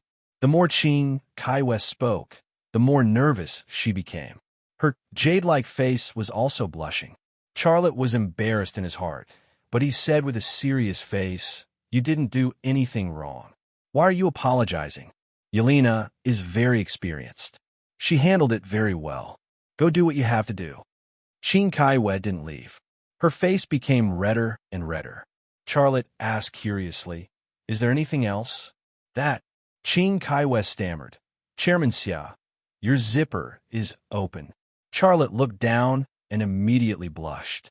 His zipper was indeed unzipped, revealing the red underwear inside. What made him speechless was that he didn't even know when Fan Fan unzipped him. When he thought of how he pretended to be serious and talked to Qin Kaiwa, he was extremely embarrassed. Charlotte was stunned on the spot. Qin Kaiwa suddenly had a wrong understanding. As a secretary to the boss, the most important thing was to figure out the boss's intentions. Charlotte stood still. Didn't he want her to help him zip up? This was her understanding. Qin Kaiwa hesitated for a moment before she bit the bullet and stretched out her hand. At this moment, Charlotte suddenly woke up. He hurriedly took a step back and pulled up his zipper. He awkwardly said, I'm sorry. I forgot to pull it up when I went to the washroom. That's all. You can go back to your work." Qin Kaiwa retracted her bony claws and said with a red face, "Then I'll go down first." Charlotte smiled bitterly and turned to enter the lounge. He opened the safe and took out a small plastic bottle containing the anti-antidote and carried it with him. Although Fanfan's antidote was not completely correct, it was very close. If something happened to her after using the antidote and she became pregnant with a child, it would be a big joke. So, for safety's sake, he had to carry his antidote with him from now on. It didn't take long for the German personnel to arrive. This was a very large team. This team not only included senior technical personnel from Rheinmetall, but also some scientists from the German scientific community. The team was led by a German official named Connerbridge, and he was a member of the cabinet of the current German president. From his identity and the strength of these members, it was not difficult to see that the German side attached great importance to this transaction. For the German side, they made a mistake last time. This time, they would not allow any mistakes to happen. The German ambassador introduced Connerbridge to Charlotte, and then Connerbridge introduced the German personnel to Charlotte. In fact, there were a few familiar faces in this team that Charlotte knew.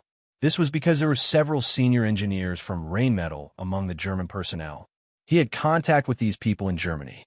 Ling Hao was very active throughout the process. He called the German personnel, arranged accommodation for the German personnel, asked if they had any other requirements, and so on. His activity also gave people a feeling that he was a noisy guest. Many things that should have been handled by Charlotte were handled by him for Charlotte. Fan Fan was very low-key. She only showed her face in front of the German team and then left. Charlotte saw her off. "The German team has arrived. When can I come over?" In the parking lot, Fan Fan asked Charlotte. Charlotte said, "Don't worry. Go back and prepare your luggage. You can probably come and replace Ling Hao tomorrow." "Are you so sure?" Charlotte smiled. I helped you settle the matter in Korea. Can I handle this small matter? Can you tell me what you plan to do? Fan Fan looked a little curious. Charlotte just smiled. Go back and wait for my good news. Fan Fan slightly raised the corner of her mouth. Her eyes seemed to want to bite Charlotte. Charlotte couldn't resist her eyes and turned to leave. Ling Hao arranged everything, but Charlotte couldn't stay idle. No matter how active Ling Hao was, the German personnel didn't take him seriously. The goal of the German personnel was Charlotte and Charlotte's technology from beginning to end. As soon as they settled down, Connerbridge came to Charlotte's office with several senior technicians. Mr. Connerbridge, don't you want to take a break? You came all the way from Germany and must be tired. You should take a good rest. Xia Lei smiled and spoke fluent German. Mr. Xia, we are not here to rest. Connerbridge said, we are here to have a technical exchange. Well, Charlotte said, sit down. Sit down and talk. Kaiwa, go make a few cups of tea. Okay. Qin Kaiwa responded and quickly made a few cups of tea. Then, she stood behind Charlotte, holding a notebook and a pen, ready to record something. She had already entered the state of work, and Charlotte's other secretary, Yelena, couldn't even see a shadow. However, she didn't have any complaints about Yelena, because she got this job because Yelena said a few good words for her and persuaded Charlotte to keep her. So sometimes when Yelena asked her to do something, she was always willing to do it. Mr. Xia, I'll make it short. Connerbridge said, I think Mr. Xia knows our purpose. I want to hear your plan. You want a Thunder Dragon intelligent machine tool? That's no problem. Charlotte said, when I was in Germany, I built a Thunder Dragon intelligent machine tool for you, but I think it was probably your improper operation that damaged the core parts. I can provide you with the core parts, and then send an engineer to repair the Thunder Dragon intelligent machine tool for you. Wouldn't that solve the problem? Two senior technicians from Rainmetal whispered to each other. Connerbridge's mouth showed a smile. That's good, but we agreed that you have to provide us with another Thunder Dragon intelligent machine tool. You know, the price we paid is very high. The biggest benefit from this cooperation is not us, but you. Germany had originally obtained the Thunder Dragon intelligent machine tool, as well as the production line for the XL 2500 sniper rifle and the Gale assault rifle. But the deal was ruined because of the destruction of the Americans. Now that the Germans had taken out submarine technology in exchange, the biggest benefit was, of course, China. Charlotte seemed very straightforward. That's no problem. I will process the parts to assemble a Thunder Dragon intelligent machine tool and then ship it to Germany. My engineers will assemble and debug it for you to make it work normally. Is that okay? Of course, no problem. But Mr. Xia, are you going to Germany? We would prefer you to handle this personally, Connerbridge said. Charlotte smiled. I almost died in Germany last time. Do you think I'll go to Germany again? Ahem. Connerbridge coughed and looked a little embarrassed. He changed the topic. We have obtained access to all the workshops of the Thunder Horse Army Factory. Our people want to go to the workshop of the Thunder Horse Army Factory to have a look. Is that okay? Of course. I mean the core workshop of the second-generation Thunder Dragon intelligent machine tool, as well as the workshop of her new artillery, tanks, and defense system. Connerbridge looked at Charlotte and observed Charlotte's expression and reaction. Charlotte shrugged. You have already said that you have obtained access. Of course, there's no problem on my side. You can go wherever you want to see. You can even take pictures and use pinhole cameras to record videos. There is no problem. Mr. Xia, we are not spies, Connerbridge said with a smile, but I thank you for your support. The things in the Thunder Horse Army Factory couldn't be stolen with a few photos and videos, so Charlotte didn't care what these Germans were secretly taking pictures of. Since he knew that the other party would secretly take photos, and they would do everything possible to secretly take photos, he might as well be generous and give them the right to take photos. He gave Connerbridge a favor, but of course he had his own purpose. This purpose was related to whether Fan Fan could replace Ling Hao and enter the Thunder Horse Army Factory. It was also related to whether Fan Fan could replace Wu Kuei as the director of the ZN Bureau. Otherwise, why would he give these Germans a favor? Mr. Connerbridge, you are welcome. In short, I will try my best to meet your requirements. And I, I also hope you can give me your support, Charlotte said. Of course we support you, Connerbridge said with a smile. The first formal conversation between the two sides was very pleasant. At this time, Sylvia walked in. She was wearing a blue work uniform and holding a pure titanium part in her hand. That was the core part of the Thunder Dragon smart machine tool. As soon as she walked in, everyone in the room looked at her. Sylvia first greeted a few members of the German side, then said to Xiaolei, Mr. Xia, I have processed the core components of the Thunder Dragon AI machine tool myself. Please check if there are any problems with its accuracy. Let me see, Charlotte said generously. Connerbridge was excited, but his face didn't show it. Miss Sylvia, did you really process the core part of the Thunder Dragon smart machine tool? Yes, Sylvia said. Mr. Xia has been teaching me how to process this part during this period of time. As long as I master this technique, we won't need to trouble Mr. Xia to replace this part with our own Thunder Dragon AI machine tool. Connerbridge and the German technicians couldn't help but smile. They originally thought that Charlotte would set up some obstacles, but they didn't expect Charlotte to be so cooperative. The reactions of Connerbridge and the German technicians fell into Charlotte's eyes. Charlotte looked at the pure titanium part processed by Sylvia and whispered, How is the thing I asked you to do? It's almost done, Sylvia whispered. When do you start? Charlotte said, Tonight. After a pause, he raised his voice, and not bad, there's progress. Miss Sylvia, you are worthy of being Germany's most powerful mechanic. If this goes on, it won't be long before you can process the core part of the Thunder Dragon smart machine tool. Sylvia lowered her voice. After I finish it tonight, can I come find you? Charlotte.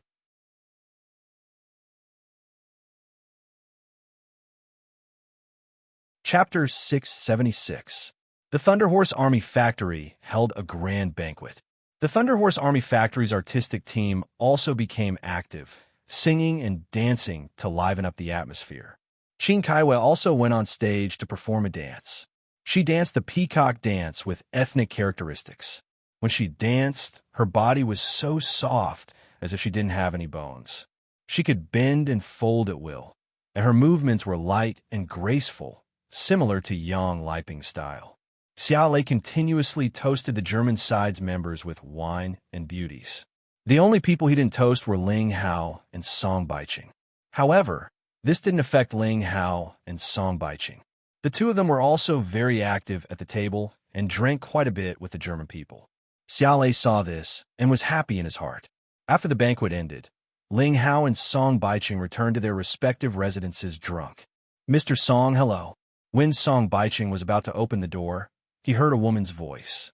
He turned around and saw Sylvia.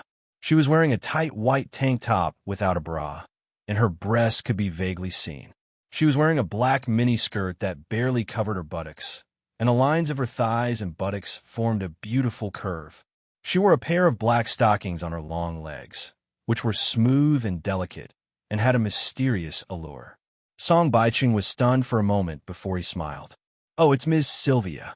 What can I do for you? Sylvia shook her head, indicating that she didn't understand. She then went over and handed the phone in front of Song Baiqing. Song Baiqing saw the German translation on the phone. My bathroom is broken, and there's no hot water. Can I borrow your bathroom? There's such a strange thing.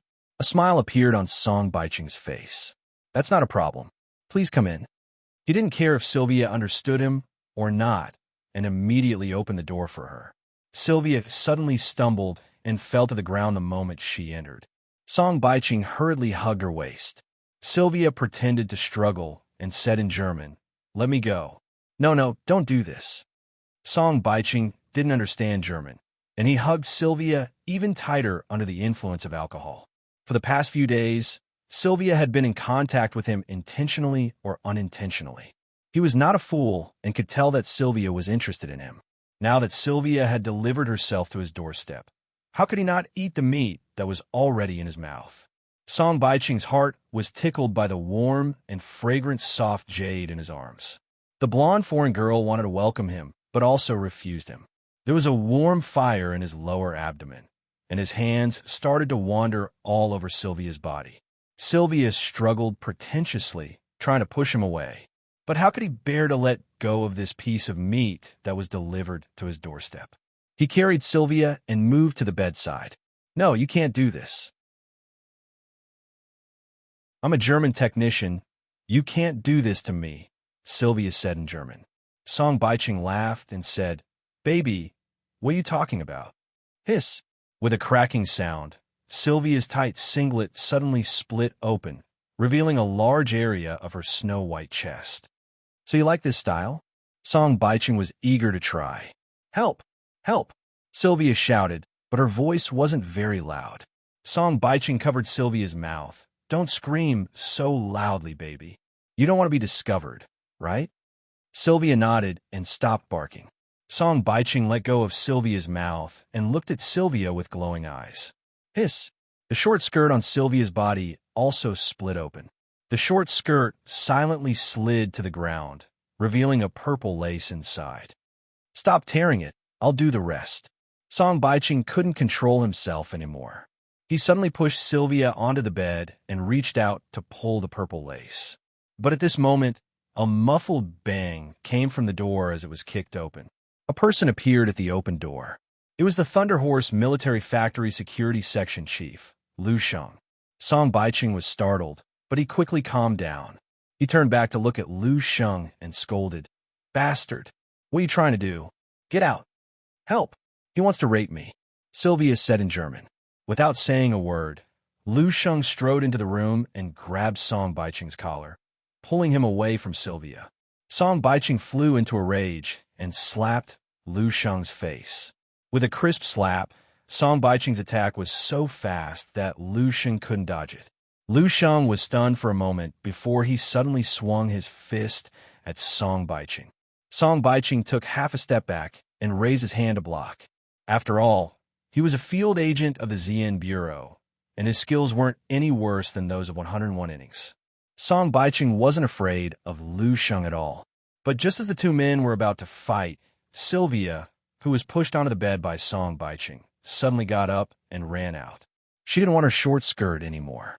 She only had a purple lace and a ripped tank top on her body. As soon as she went out, she stood on the balcony and yelled, Help! Help! Molestation! Rape! Sylvia's voice tore through the darkness and traveled far. There were a lot of German personnel living in the office building, and they had just returned from the banquet and hadn't slept yet. Hearing Sylvia's call for help in German, the Germans all walked out of their rooms. Help! Help! Molestation! Rape! Sylvia yelled again. Connor Bridge, who was on the same floor, walked over and asked nervously, Miss Sylvia, what happened? Someone sobbed. Sylvia cried as she said, Someone wants to rape me, Sabu. Connor Bridge was furious. More Germans gathered around, and a few of them even clenched their fists. At this time, Song Baiching had also defeated Lu Sheng and walked out. He didn't understand German, so he didn't know what was going on. However, seeing Sylvia crying, he immediately understood something, and his heart tensed up. It's him! It's him! Sylvia suddenly pointed at Song Baiching and said, He was the one who brought me into his room. Then he tore my clothes and pressed me on the bed, wanting to rape me. Boo-hoo, Song Baiching hurriedly said. Miss Sylvia, what are you talking about? I didn't do anything to you. You did it voluntarily. Connor Bridge understood Chinese. When he heard Song Baiching deny it and say that Sylvia did it voluntarily, he immediately became angry. He pointed at Song Baiching's nose and scolded, Bastard! She's the chief mechanic of Rain Metal. Why don't you take a look at yourself? Was she like you? You shameless hooligan. Where's your leader? This isn't over. You must give me an explanation. This time, Song Baiching understood and also realized that he had fallen into a trap. He suddenly rushed to Sylvia and said fiercely, You bitch! How dare you frame me? Lu Sheng suddenly cut in and blocked Song Baiching. Damn it! How dare you insult Miss Sylvia in front of us? A young German engineer kicked Song Baiching's, but while Lu Sheng and Song Baiching were entangled, Song Baiching reflexively waved his hand and punched the German engineer's face. How could the latter be Song Baiching's opponent? He staggered and fell to the ground. The scene suddenly became chaotic. Many people stopped downstairs to watch and whispered, "You don't want to call your leader, right? Well, we'll call the police." Connor Bridges' tone was very tough. "If the police can't solve it, then we'll file a diplomatic protest." Song Baiching wasn't afraid of calling the police. The ordinary police couldn't handle his matter. However, when he heard Connor Bridge say diplomatic protest, he felt guilty. Not to mention his matter with Sylvia, just the technology trade between Germany and China would be enough to make him suffer. "Mr. Connor Bridge, this is a misunderstanding." Song Baiching braced himself and explained, "I swear, I didn't molest Miss Sylvia. I'm not a fool. Why would I rape her?" "I have evidence," Sylvia said. "What evidence do you have?" Ling Hao's voice suddenly came from the other end of the corridor with anger. When Ling Hao appeared, the chaotic scene suddenly quieted down. Song Baiching let out a long sigh of relief. "Mr. Ling, you came at the right time." Ling Hao glared at Song Baiching, and Song Baiching immediately shut his mouth. "Mr. Ling, you came at the right time. Your man tried to rape Miss Sylvia. How do you think this matter should be solved?" Connor Bridge didn't understand Ling Hao, and he didn't plan to give Ling Hao face. Ling Hao said, "I won't be partial to my man. If he really did it, then it should be dealt with as it should be." Then he looked at Sylvia and said coldly, "Miss Sylvia, you said that Song Baiching tried to rape you. Do you have evidence?" The German translator who came with Ling Hao translated Ling Hao's words. Sylvia pointed at her body and said with grievance, "Isn't this evidence? Isn't it proof that he did something?" The German translator translated Sylvia's words. Song Baiching said angrily, "You tore it yourself." "Shut up," Ling Hao said angrily. Song Baiching shut his mouth again. He was very clear that Ling Hao was actually protecting him at this time. "Miss Sylvia, this should be a misunderstanding." Ling Hao said, "You said that Song Baiching tore it, and Song Baiching said that you tore it. I have to investigate this matter, but I promise you that you will get compensation." "Oh my God, rape is a felony in the world. You want to use money to solve the problem?" Connor Bridge was dissatisfied. "I didn't say that. I said to investigate it clearly and then deal with it." Ling Hao said. He planned to deal with this matter coldly, turning it into a small matter. At that time, he would give Sylvia a considerable amount of compensation, and this matter would be forgotten. But at this time, Charlotte's voice came again. "What happened? What are you guys doing here?" Everyone's eyes moved over and gathered on Charlotte. Xiao Lei, who appeared in front of everyone, was wearing a pair of bright red embroidered shorts, a white singlet, and a pair of foam slippers. He didn't look like the chairman of the Lima Group at all. He looked more like a street vendor. But even though he was dressed like a CD vendor, he had a very special aura about him that could easily control the scene.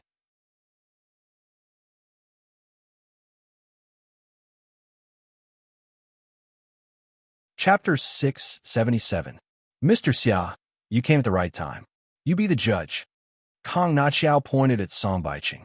"He tried to rape Miss Sylvia, but didn't admit it. This Mr. Ling even wants to use money to solve the problem. I think this is an insult to us." "Something like this happened?"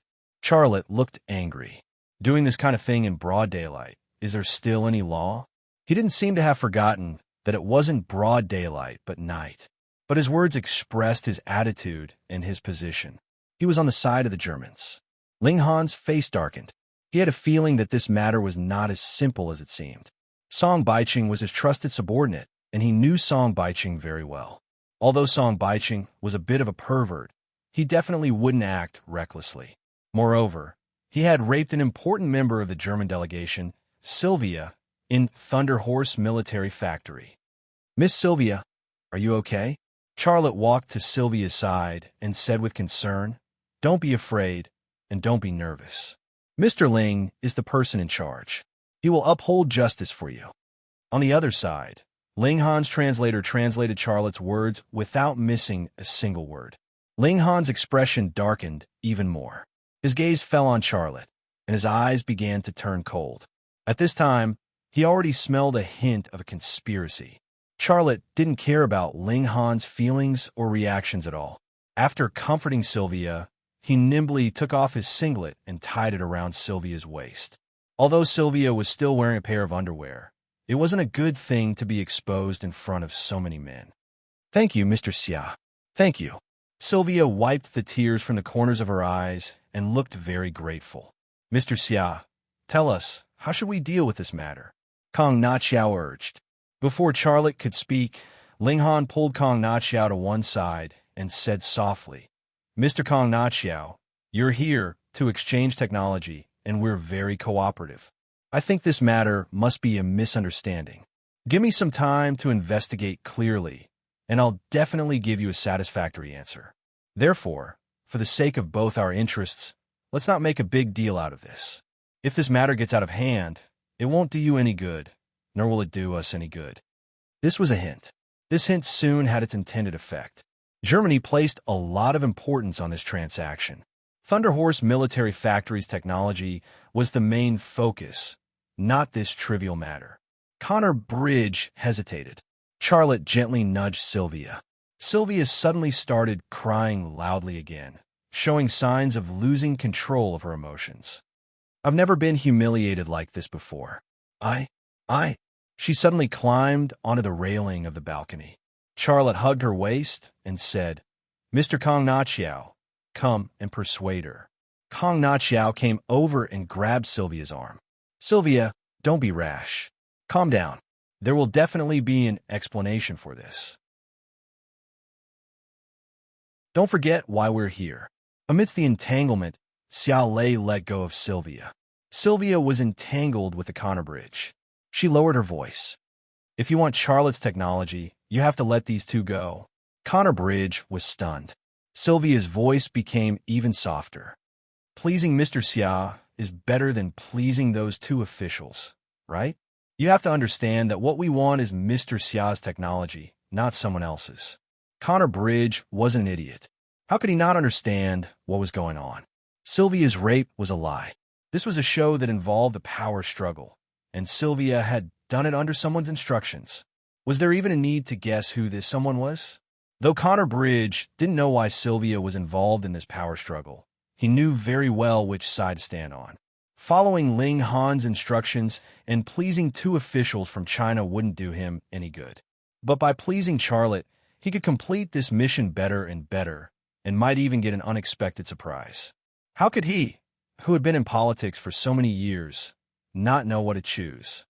"No problem. Do you have evidence?" Connor Bridge whispered in Sylvia's ear. "If you can produce some evidence, this matter will be easier to handle." Sylvia said, "My phone took a video." Connor Bridge said, "That's great. Give it to me." Sylvia stopped crying and making a fuss. She quieted down. When Connor Bridge let go of her, she handed her phone to him. Ling Han had his suspicions when Sylvia and Connor Bridge whispered in each other's ears. When he saw Sylvia hand her phone to Connor Bridge, his heart sank. Without waiting for Connor Bridge to see the contents of the phone, he walked up and grabbed Connor Bridge's hand. "Mr. Connor Bridge, I've made it very clear just now. Please consider it carefully." Connor Bridge frowned. "Mr. Ling, can you please wait a moment?" Sylvia said that her phone recorded what happened just now. "I want to see it." Ling Han's expression froze. Connor Bridge turned on the video on his phone. The video was very shaky, but they could still clearly see Sylvia and Song Baiching's faces. Sylvia's voice was also very clear. She obviously refused and even called for help. But in the end, Song Baiching pushed her onto the bed, pressed her down roughly, and started to pull off her underwear. "Damn it, what a beast!" A German technician cursed. "We can't just let this go," someone shouted.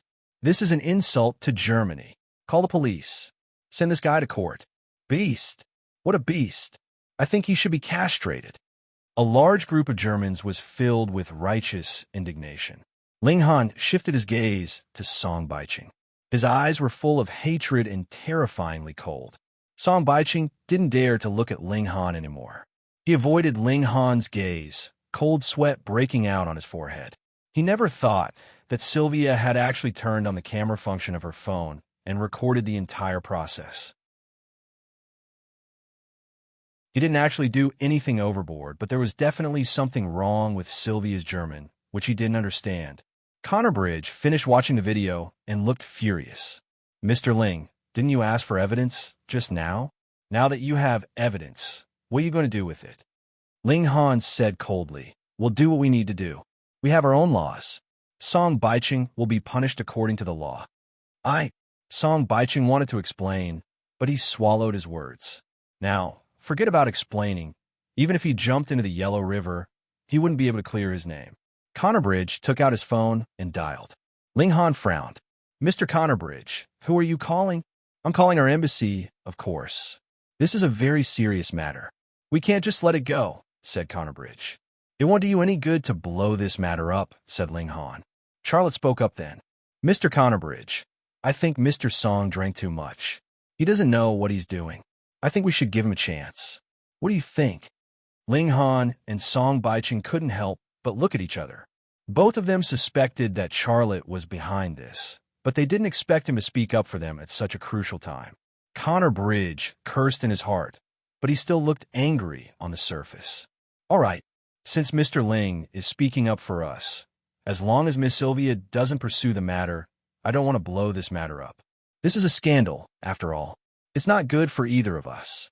He turned to Sylvia. Sylvia, you make the decision.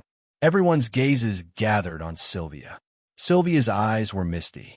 I don't want to see these two people again.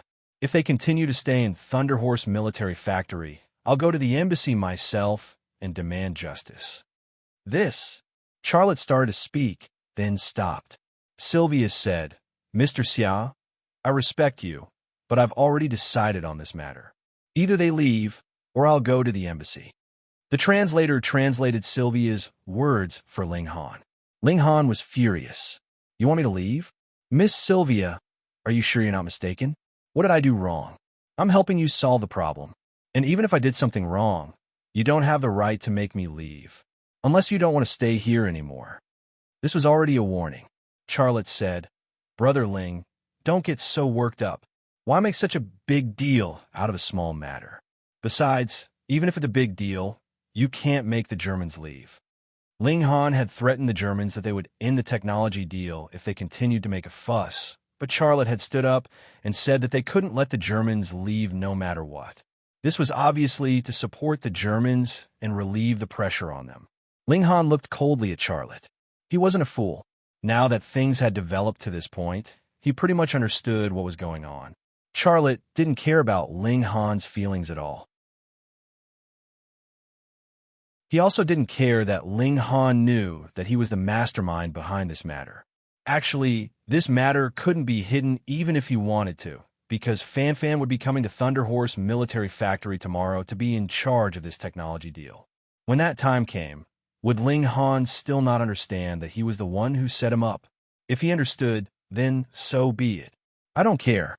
When Ling Han had teamed up with Yushanha to set him up, he had already stopped treating Ling Han as his friend. With Charlotte's attitude, Kong Naqiao no longer had any misgivings. He laughed coldly.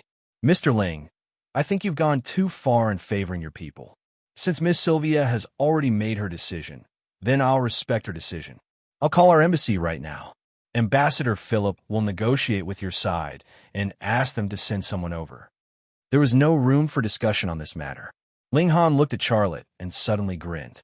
Charlotte, my good brother, thank you for speaking up for me just now. Charlotte sighed. What's the point of saying all this to my brother? I didn't help and I feel quite apologetic. Charlotte. Song Baiqing suddenly pointed at Charlotte's nose and said angrily, Stop putting on an act here. Do you dare say that you didn't play any tricks in this matter? Charlotte shrugged. Looks like you're still not repentant. How about we let the Germans send you to court? You? Song Baiqing immediately lost his temper. Don't you think you've embarrassed yourself enough? Get lost. Ling Han scolded angrily. Song Baiqing glared hatefully at Charlotte and turned to leave. Ling Han looked at Charlotte again. Brother, do you really want to do this? Charlotte looked wronged. Brother Ling, do you also think that I played tricks in this matter? If that's what you think, then I have nothing to say. You guys can do whatever you want. Excuse me. Ling Han's lips moved, but he didn't say anything. His eyes were terrifyingly cold.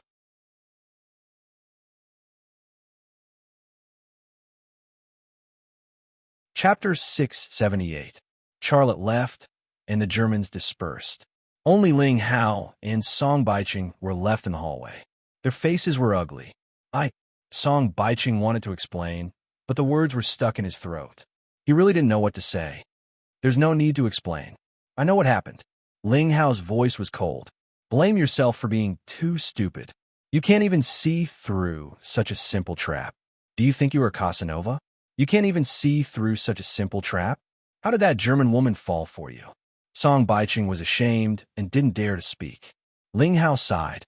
That German woman framed you, but Charlotte dragged me into it. Do you know why he did this? Song Baiching thought for a moment before saying cautiously, does he want to retaliate for what we did last time? Ling Hao naturally understood what Song Baiching was talking about, but he said, if you think so, then you think too simply of Charlotte. If it's not revenge for what happened last time, then why did he do this? Song Baiching couldn't understand. Ling Hao said, did you forget who came this morning? Song Baiching was stunned for a moment and suddenly understood something.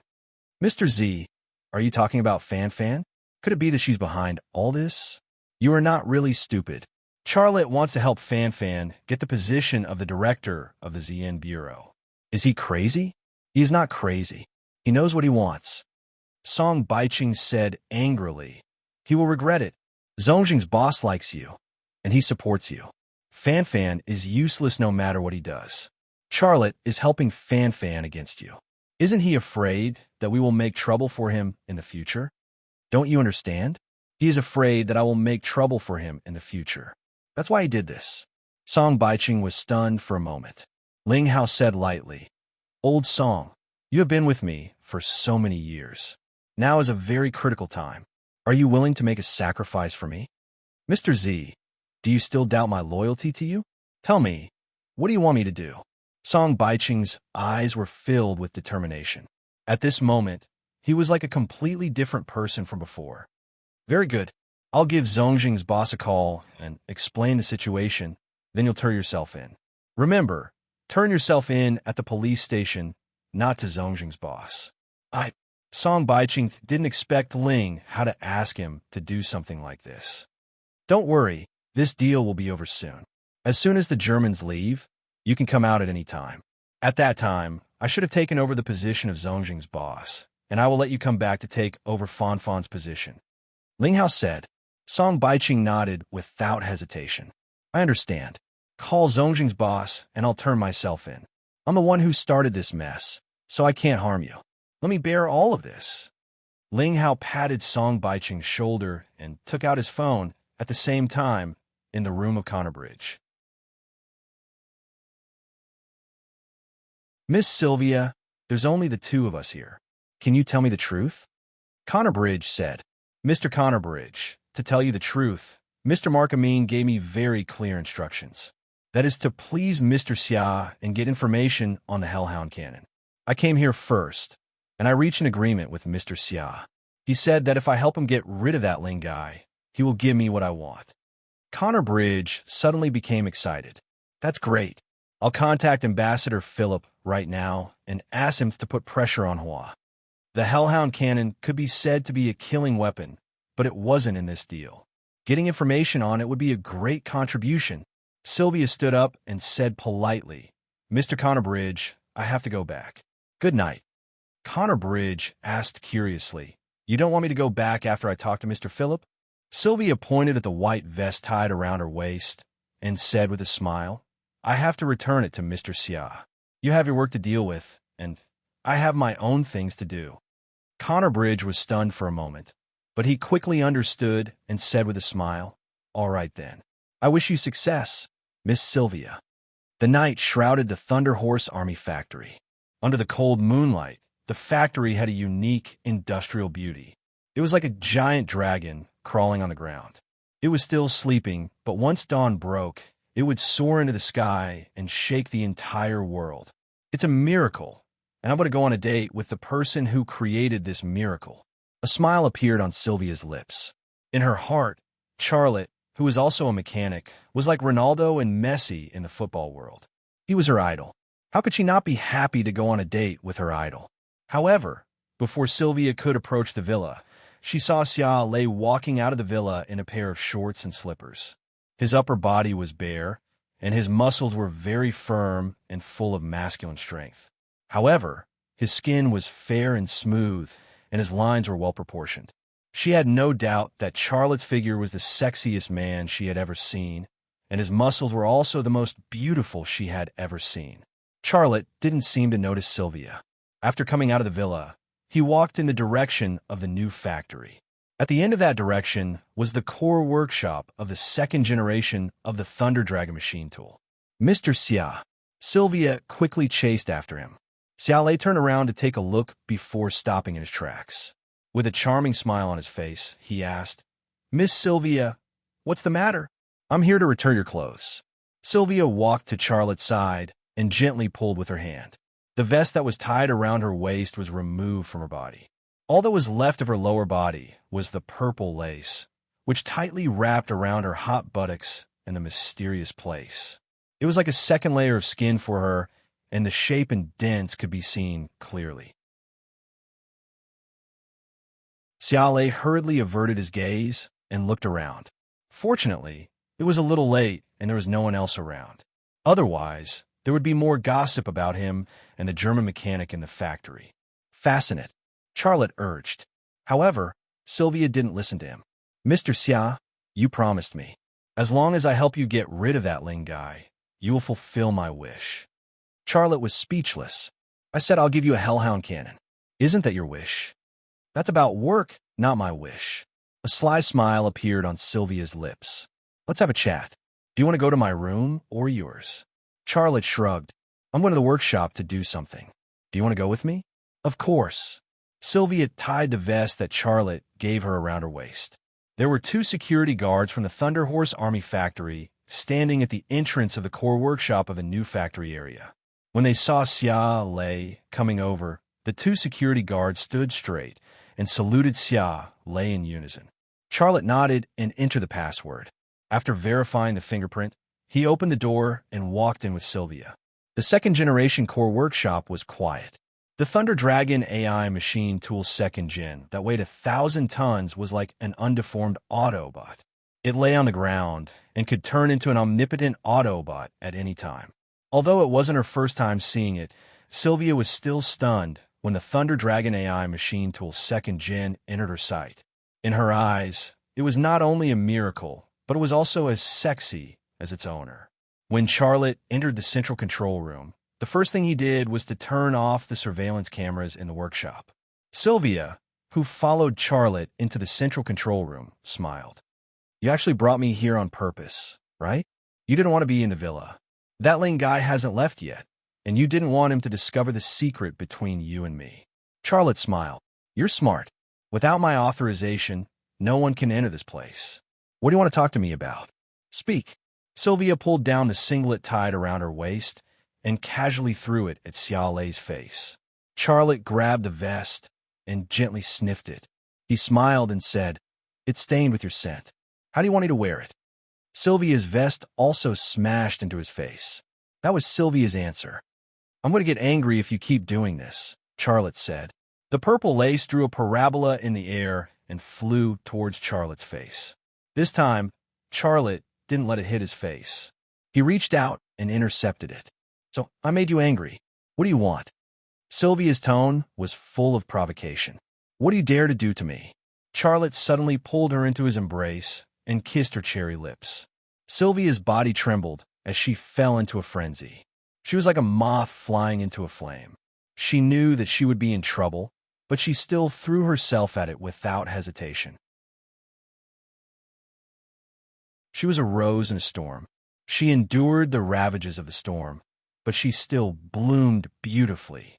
There was no love, but that didn't hinder anything. The 2 of them appeared on the control panel, on the floor, on the sofa, and even on the window. It took about 40 minutes for the 2 of them to calm down.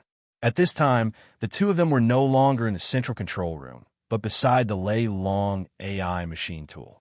This location was about 30 meters away from the central control room. It was very strange.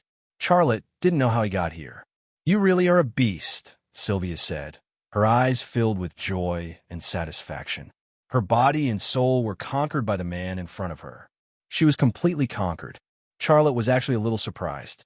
He was also very sure that he had become more powerful in this aspect, and this change was very obvious. He could feel it. This seemed to be related to the evolution of his body, but this evolution also brought him a trace of worry. What would happen if this went on? What are you thinking about? My Lord Beast. Only then did Charlotte walk out his messy thoughts. He smiled and suddenly said, Sylvia, work with me. You still want it? Sylvia's legs went weak as she looked at Charlotte nervously. Charlotte slapped her softness. I'm not talking about that kind of thing. I'm talking about work. I'm inviting you to work at my company. You can set the conditions. Sylvia hesitated. Charlotte said, It's okay. You don't have to answer me now. What position will you give me if I come to your company? Of course, you'll be the chief engineer and technical director. You're just the head of a precision workshop in rain metal, but you'll get a bigger stage here. Charlotte said, I'm planning to build an engine project to provide engines for the tanks and combat vehicles that are about to be produced. We're currently buying the tanks and combat vehicles engines from Shenzhou Industrial Group. Not only are we being controlled by others, but they also don't meet my requirements. I want to build a tank. I want to build the best tank in the world. The engine is very important. I want to build it myself. I'm not good at engines. Anina is, you're good at mechanical processing, and she has some research on engines. The two of you will be a strong team together. Also, don't you have me? With the three of us, we can definitely build the most advanced engine in the world. Charlotte said. Sylvia was tempted, but when she thought of her current situation, she felt a sense of helplessness. She was also burdened with a serious charge of treason, and she was still trying to get rid of this charge. How could she come to China to work for Charlotte before this trouble was eliminated? Charlotte smiled. I know you're in trouble, but I can help you solve it. You can help me solve it? Will you come to me after I solve your trouble? If you can help me solve my trouble, I'll come and work for you. Sylvia's finger drew circles on Charlotte's chest. But if Anina comes and you're with her, will you forget about me? In my heart, you're the same as her. How can I forget about you? Charlotte opened his hands and made a gesture. I'm going to buy a very, very big bed. Do you like it? Sylvia was stunned for a moment. She suddenly blushed and spat. Pervert. Charlotte was speechless.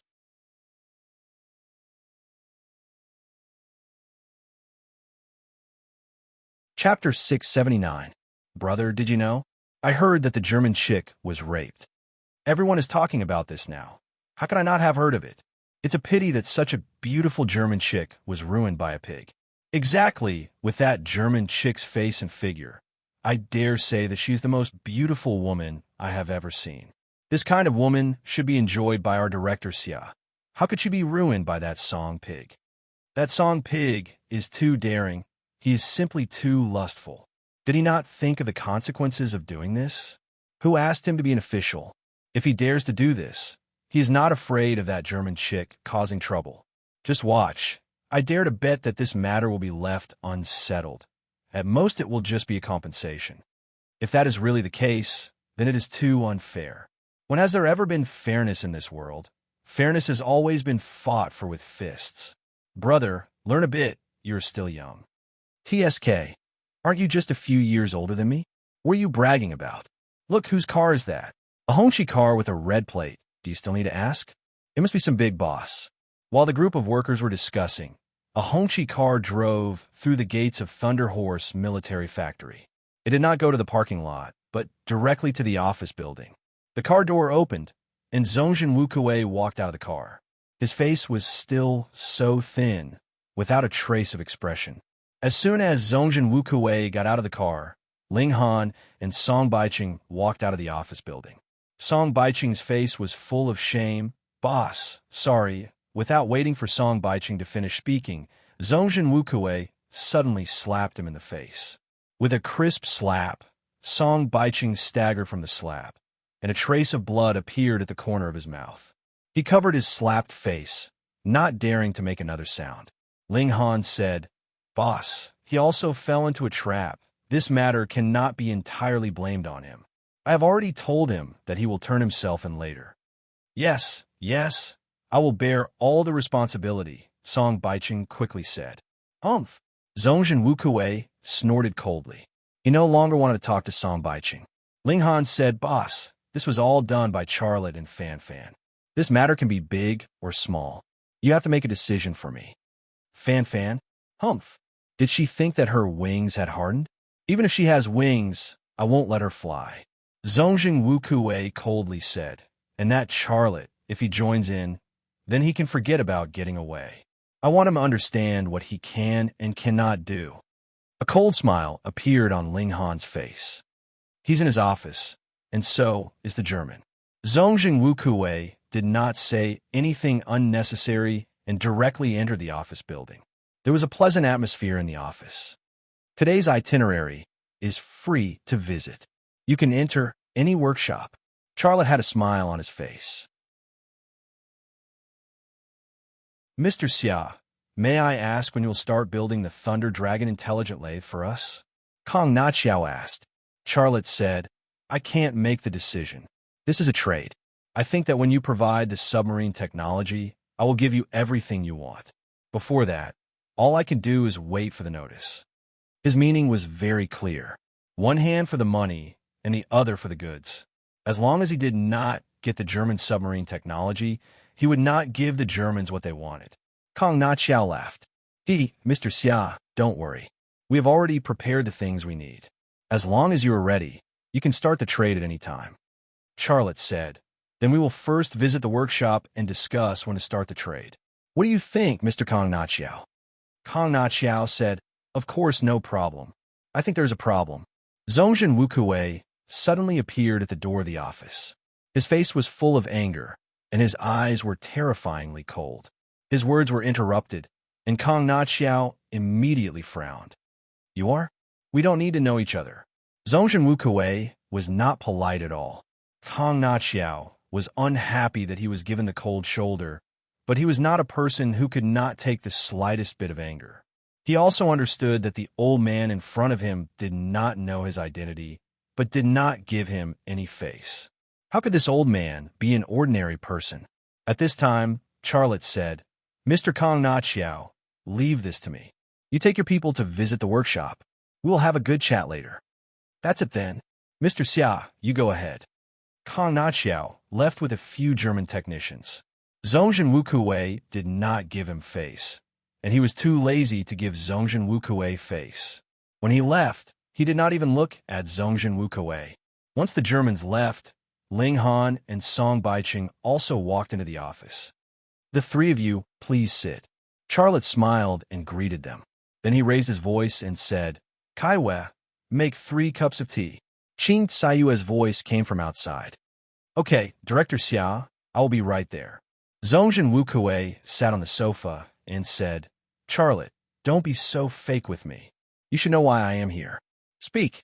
I am really waiting for your explanation. Ling Han and Song Baiqing stood on both sides of Zongjin Wukue and looked coldly at Charlotte. Those who came did not come with good intentions. The atmosphere in the office suddenly became tense. Charlotte did not smile and said indifferently, Boss Zongjin, did you come here to ask for an explanation? Can you give me a hint? What is it? What explanation? Zongjin Wukue suddenly slapped the coffee table and said angrily, Charlotte, don't play dumb with me. Don't you know the reason why I'm here? You don't say. I really don't know. Charlotte shrugged. Otherwise, why would I give you a hint? Charlotte, Ling Han said coldly, watch your tone. Charlotte did not speak. At this time, Qing Kaiwa walked in with a tea tray in her hands. There were 3 cups of tea on the tray. These 3 cups of tea were originally for Zongjin Wukue, Ling Han, and Song Baiqing. But when she saw the 3 of them angry at her Director Xia, she was unhappy. She held the tea tray and turned to leave. Song Baiqing shouted, What are you doing? Bring the tea over before you leave. Qing Kaiwa looked back at Song Baiqing and said, If you want a drink, go make it yourself. You impudent. Song Baiqing flew into a rage out of humiliation. It was one thing for Xia Lei to not take him seriously, but now even Xia Lei's secretary didn't take him seriously. Kaiwa, what happened? Charlotte asked. Qing Kaiwa said, Director Xia, there are no more tea leaves. Charlotte waved his hand and said, Okay, Okay, you go do your thing. You don't need to care about this. Qin Kaiwei responded and left with her slender waist and perky butt. When she went out, she could not help but laugh. She thought that Charlotte would scold her, but Charlotte did not. Everyone saw Qin Kaiwei come in with the 3 cups of tea. The 3 cups of tea were still steaming and emitting a fragrant smell, but she actually took the 3 cups of tea away. It was such a small matter, but the 3 people on Zongjin Wukuei's side could see Charlotte's attitude. This attitude meant that he was not afraid at all. Zongjin Wukuei's face became more and more ugly. He thought that with his status, he could easily solve the problem and force Charlotte to make concessions. But he never thought that Charlotte did not even put him in his eyes. Charlotte did not even put the Xian bureau chief in his eyes. So how could they talk? Zongjin Wukuei was silent for a moment and said, "Charlotte, are you really going to do this?" Charlotte only sat quietly in his office chair and did not say anything. "You're a businessman with no official position, yet you actually dare to get involved in the Xian Bureau's personnel change. I cannot help but admire your courage, but I still want to ask you, do you not want to live anymore?" Zongjin Wukuei's tone was indifferent, but his words were full of threats. Charlotte sneered, "Are you threatening me? Threatening you?" Zongjin Wukuei suddenly slammed the table and stood up. "You actually dare to speak to me like this?" Charlotte said calmly, "If you don't want to talk to me, then what are you doing here? You are presumptuous." Song Baiqing suddenly walked towards Charlotte. Charlotte stood up from his office chair and suddenly slammed his palm on the table. With a loud bang, the entire desk shook violently, and a crack appeared on the solid wood tabletop. Song Baiqing originally wanted to teach Charlotte a lesson, but after Charlotte's slap, he suddenly stopped in his tracks. He was someone who had received combat training, so he was not afraid of Lu Sheng. However, Lu Sheng and Charlotte were clearly not on the same level.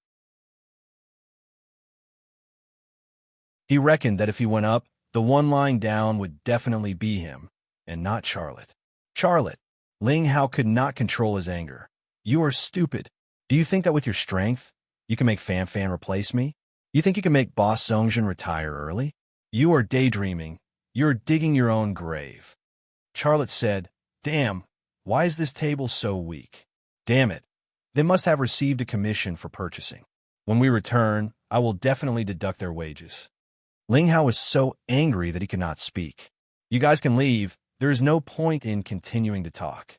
Charlotte said, Charlotte, may only be a businessman without any official position, but I am not someone who can be threatened by just anyone. You can take my life or my company, but do what you need to do. Don't waste my time." This was an order for them to leave. Ling Hao and Song Baiqing looked at Zongjin Wukuei, waiting for his instructions. Zongjin Wukuei was silent for a moment. "Charlotte, since we have already talked to this point, I want to make things clear before I leave." "I'm listening," said Charlotte. "Immediately stop your tricks and let the Germans no longer pursue what happened last night. In addition, Ling Hao will continue to be in charge of Thunder Horse military factories transactions with the Germans. Also, don't get involved in my Bureau Xian's matters, or else you will attract trouble. That's all I have to say. As for what to do, that is up to you," said Zongjin Wukuei. "Are you done?" said Charlotte. "If you are, then please take your leave. I won't see you out." But at this moment, Qin Saiyue's voice suddenly came. "Director Xia, Miss Fan Fan is looking for you. Do you want to see her?" Charlotte's head started to hurt. But without waiting for Charlotte to speak, Zongjin Wukuei said sternly, "Let her in." Qin Kaiwei stood still. Although Zongjin Wukuei was a big figure that she could not afford to offend, Charlotte was her boss. Here, she would only listen to Charlotte's instructions and not to anyone else. Without needing to be invited, Fan Fan walked in herself.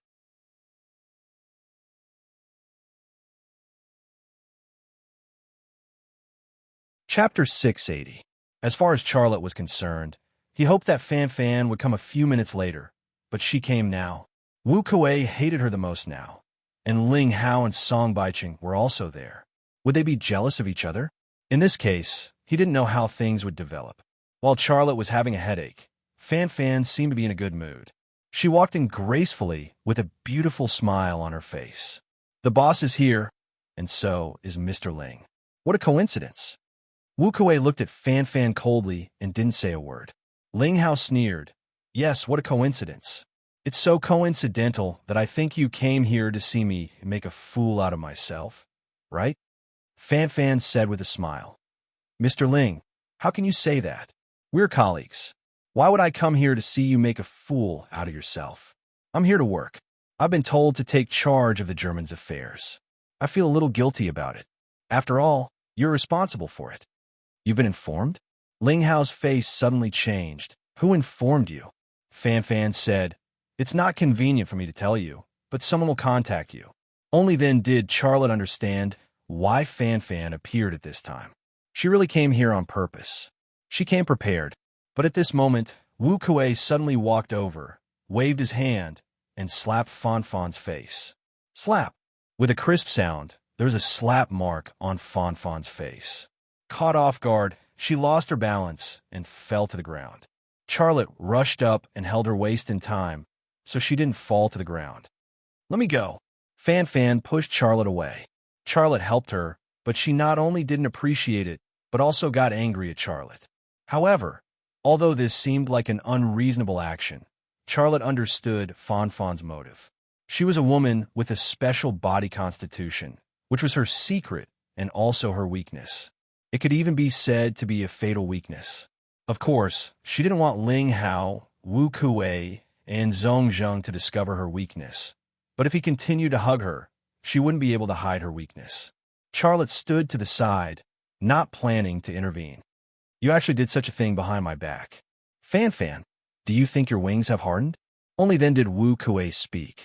Every word he said was filled with anger and threat. Fan Fan, who had been slapped, was not angry. Instead, she laughed. Mr. Zhongzheng, I don't blame you for slapping me. You deserved it, but only this time. In the future, you won't have the guts even if you want to. Wu Kuei's expression changed. What do you mean? Fan Fan said faintly. You're retiring soon, and the higher-ups have made it clear that I will take over your position. I'm equivalent to your deputy now. As a director, you can't casually hit a deputy director, right? You will retire soon, and as a former director, you can't hit the current one, right? How is this possible? Ling Hao couldn't hold it in anymore. At this moment, Wu Kuei's phone suddenly rang. Wu Kuei hesitated for a moment and finally took out his phone to answer the call. He didn't speak during the whole call, just a few sounds. In less than a minute, Wu Kuei kept his phone, but he still didn't say anything. He just looked at Fan Fan and Charlotte. Ling Hao said anxiously, Boss, it's Wu Kuei waved his hand. After Ling Hao shut his mouth, he said, Congratulations, Fan Fan. I think it won't be long before you take over my position. I was supposed to retire for a period of time, but you accelerated it. You're really capable. I misjudged you. Fan Fan said, Boss, you flatter me. It's good that you retire early. You've worked hard all your life, and it's time for you to rest. Wu Kuei suddenly waved his hand to slap Fan Fan. But this time, Wu Kuei's slap didn't fall on Fan Fan's face. His hand was still in the air when it was caught by Charlotte. Wu Kuei's skills were good, and he should be second only to Sherborin. But he was weaker than Charlotte in terms of strength, speed, and reaction. Charlotte grabbed his hand, and he tried to pull it back, but he couldn't. Ling Hao suddenly pulled out his gun and pointed it at Charlotte's head. You're courting death. Do you believe that I won't shoot you? Charlotte looked at Ling Hao, and his expression changed. Do you believe that you'll die here before you pull the trigger? A battle of tongues had suddenly turned into a battle of spears, all for the sake of power. Charlotte's head was close at hand, but Ling Hao didn't dare to have the thought of shooting. He didn't even dare to show any signs of shooting, let alone the thought of shooting. Who was Charlotte? He was the ace of 101 innings. The number of agents, special forces, and killers who had died in Charlotte's hands was not small. Even those who were in cahoots with the Grim Reaper were afraid of Xiao Lei, let alone him. Fan Fan moved her hand, and a small pistol appeared in her hand. She pointed the muzzle directly at Ling Hao's head. Ling Hao, I'm ordering you to put the gun down. If you don't, I'll shoot you.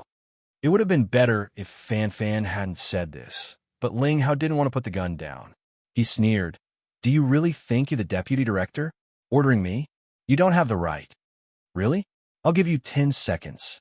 If you haven't put the gun down in 10 seconds, I'll shoot you. Fanfan's voice was cold. She usually gave people the impression of a female scientist, well-educated, gentle, and quiet. But at this moment, she was a completely different person, as if she had been possessed by Long Bing. Song Baiching suddenly pulled out his gun and pointed it at Fanfan's head. If you dare to shoot, you'll be the first to die. The atmosphere in the office suddenly became tense. Wu Kuei wanted to slap Fanfan, but Charlotte grabbed Wu Kuei's hand. Ling Hao pointed the gun at Charlotte's head. Fanfan pointed the gun at Ling Hao's head, and Song Baiching pointed the gun at Fanfan's head. The scene was still, but no matter who moved recklessly, there would be blood splattered on the spot. Don't be nervous. Charlotte finally spoke, and he slowly let go of Wu Kuei's hand. Ling Hao sneered. I thought you're not afraid of death. But just as Ling Hao's voice fell, Charlotte suddenly raised his hand and hit Ling Hao's wrist with the back of his finger. Ling Hao's wrist immediately moved up, and the muzzle was also raised. At that moment, Charlotte clenched his hand into a fist, and his middle finger protruded, and a nail fist hit Ling Hao's ribs. The ribs were one of the most vulnerable parts of the human body. Ling Hao immediately cried out in pain, and his body lost balance and fell backward. Xiaolei waved his hand, and Ling Hao's gun fell into his hand. Just a few tenths of a second later, the black muzzle was pointed at Song Baiching. At this time, Song Baiching didn't even have time to move the muzzle from Fanfan's head to his body. Put the gun down, Charlotte said. Song Baiching still had a trace of hesitation. Bastard! Wu Kuei suddenly became angry. Who allowed you to take out your guns? Put them away. Only then did Song Baiching put away his gun. Ling Hao got up from the ground, and he glared at Charlotte, but he didn't dare to act rashly. His ribs that were hit were burning with pain, but he endured it, not even frowning. Charlotte turned off the safety and then threw the gun to Charlotte. If you don't want to kill me, don't take out your gun next time. I've killed too many people, so I have a reflex. Maybe next time, I'll overreact and kill you.